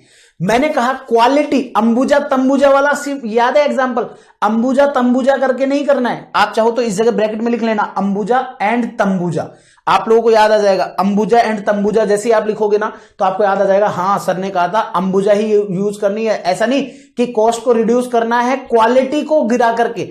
यहां पर इसने क्या बोला, ध्यान से सुनिएगा, it is a process which aim to reduce the unit cost. हमारा टारगेट है, एम मतलब कि उद्देश्य, हमारा उद्देश्य जरूर है कि कॉस्ट, यूनिट कॉस्ट को कम करना ऑफ ए प्रोडक्ट, लेकिन विदाउट हार्मिंग इट्स क्वालिटी, लेकिन क्वालिटी को बिना नुकसान पहुंचाए, क्वालिटी को बिना नुकसान पहुंचाए अगर हम कॉस्ट रिड्यूस करते हैं, वही हमारा उद्देश्य होता है। और cost reduction should be permanent in nature. आपका कॉस्ट रिडक्शन परमानेंट नेचर का होना चाहिए। Cost reduction can be done by two ways, दो तरीके से हो सकता है। कैसे, reduce total cost with same volume, जैसा कि हमने दूसरे एग्जांपल में किया था, दैट मींस नेगोशिएशन करके, जब मैंने 50 पैसे की जगह 40 पैसा किया। या increase volume with same cost, या वॉल्यूम इंक्रीज कर दूं सेम कॉस्ट के साथ। सेम कॉस्ट के साथ मतलब कि सेम पर यूनिट कॉस्ट के साथ। आपने देखा था मैंने 500 की जगह 1000 बच्चे कर दिए थे, तो 1000 बुक जब बनाई थी तो मेरे को 550 रुपए में पड़ गई थी। तो इस तरीके से हो सकता है। फॉर एग्जाम्पल, इस एग्जाम्पल के लिए क्या है, टेक्नोलॉजी में इन्वेस्टमेंट करके, टेक्नोलॉजी इन्वेस्टमेंट एग्जाम्पल में लिख दिया एलपीए की सीरियल की वाला सॉफ्टवेयर, एलपीए की सीरियल की वाला सॉफ्टवेयर, ये एक एग्जाम्पल है। दूसरा, change in product design, example यहां पे नन लिखा है, ये नन नहीं है, ये नैनो है, ये आपका नैनो है, ये example. That's it, that's it. तो हम लोगों ने इन शॉर्ट अगर हम बात करें तो in short we can say cost control represent करता है efforts to achieve target oblique budgeted cost को, एंड कॉस्ट रिडक्शन रिप्रेजेंट करता है efforts to achieve reduction in per unit cost. मतलब कि कुल मिलाकर के कॉस्ट कंट्रोल, अब कई बार क्या है बच्चा कंफ्यूज हो जाता है, sir cost control cost reduction में फिर डिफरेंस क्या हुआ। कॉस्ट कंट्रोल कहता है कि जितना बजट बनाया है ना बस वहीं तक कंट्रोल करना है, और कॉस्ट रिडक्शन कहता है तोड़ दो ये दीवारें, निकल जाओ दीवारों को क्रॉस करके, और उसके बाद यूनिट पर यूनिट कॉस्ट को कम करो। आपका उस जगह पर कोई टारगेट नहीं बस कॉस्ट पर यूनिट को कम से कम करना है, यही आपका टारगेट है, और यही कहता है आप लोगों का कॉस्ट रिडक्शन। उम्मीद करता हूं कि कॉस्ट कंट्रोल कॉस्ट रिडक्शन आप लोगों का बिल्कुल क्लियर हो गया होगा। और कॉस्ट कंट्रोल कॉस्ट रिडक्शन को मैं वापस से रिकैप कर देता हूं एक बार के लिए आप लोगों के साथ। Cost control that means cost को बजट तक कंट्रोल करना कॉस्ट कंट्रोल कहलाता है, और कॉस्ट पर यूनिट कॉस्ट को कम करना कॉस्ट रिडक्शन कहलाता है। इस चीज का ध्यान रखेंगे। आज इस वाले पार्ट में मैं आप लोगों के लिए बस इतना ही रखूंगा। नेक्स्ट पार्ट में हम लोग वही 1 से 1.5 घंटे का और मैं लूंगा। ये वाला पर्टिकुलर केवल जो लेक्चर नंबर 2 है यही पार्ट है जो आप लोगों का मतलब 1.5 घंटे के पार्ट बने। बाकी आप लोगों के सारे पार्ट जितने ही मैं बनाने वाला हूं वो 1-1 घंटे के ही बनाऊंगा, या अगर मैं किसी के अंदर ज्यादा का बनाऊंगा तो मैं अगले वाला पार्ट आपका अकॉर्डिंगली कम कर दूंगा। लेट्स सपोज से अगर मैंने यहां पर 1 घंटा 20 मिनट की क्लास बनाई है तो मैं दूसरे पार्ट में 40 मिनट्स की ही क्लास बनाऊंगा, क्योंकि मेरा टारगेट 2 आवर्स की क्लास ही करना है। अब ये है तो आप इसको एज ए ब्रेक ले सकते हैं। उम्मीद करता हूं कि यहां तक का आप लोगों को बिल्कुल क्लियर हो गया होगा, और अगर क्लियर हो गया है तो मुझे आप लोगों के फीडबैक देना मत भूलिएगा कि सर कैसा लगा आप लोगों को ये लेक्चर। मुझे आप लोगों के फीडबैक बहुत जरूरी है, क्योंकि आप लोगों का जो फीडबैक है, आखिरकार customer feedback is always on priority. तो आप लोगों के प्यार भरे आप लोगों के फीडबैक के लिए मैं इंतजार करूंगा। एंड दोस्तों, आप लोगों के साथ एक रिक्वेस्ट जरूर करूंगा कि आप ये जो आपको दिख रहा है ना, देखिए मैं आप लोगों को बता दूं, ये आप लोगों का, ये तो मेरा नाम है ही, आपको दिख रहा है यहां पर, ये जो आपको दिख रहा है सीएमए एक्सक्लूसिव यूट्यूब चैनल, इसको जरूर से सब्सक्राइब कर लीजिएगा, क्योंकि यहां पर मैं जितने भी रिवीजन सेशन लेने वाला हूं वो सारे के सारे रिवीजन सेशन इसी YouTube चैनल पर अपलोड होंगे और कहीं पर भी अपलोड नहीं किए जाएंगे। तो इस YouTube चैनल को सब्सक्राइब करना मत भूलिएगा। और दोस्तों, बस इसके अलावा बाकी की बात नेक्स्ट पार्ट में करेंगे। उम्मीद करता हूं कि यहां का लेक्चर आप लोगों के लिए बहुत अच्छा लगा होगा। Till then bye bye, take care. और यस, दिल से इनहेल, एक्सेल, और दिल से बोलना है कॉस्टिंग आसान है। तो गाइस, कॉस्टिंग है आसान, मुझे नजर आ रही है, आप लोगों को लग रहा है कि नहीं लग रहा है, मुझे बताना मत भूलिएगा। तो that's all, this is CA Ashutosh Lata signing off from this lecture. Bye bye, take care. ध्यान रखिएगा आपका और आपके अपनों का। फिर मिलेंगे नए लेक्चर में आप लोगों के साथ। Till then bye bye.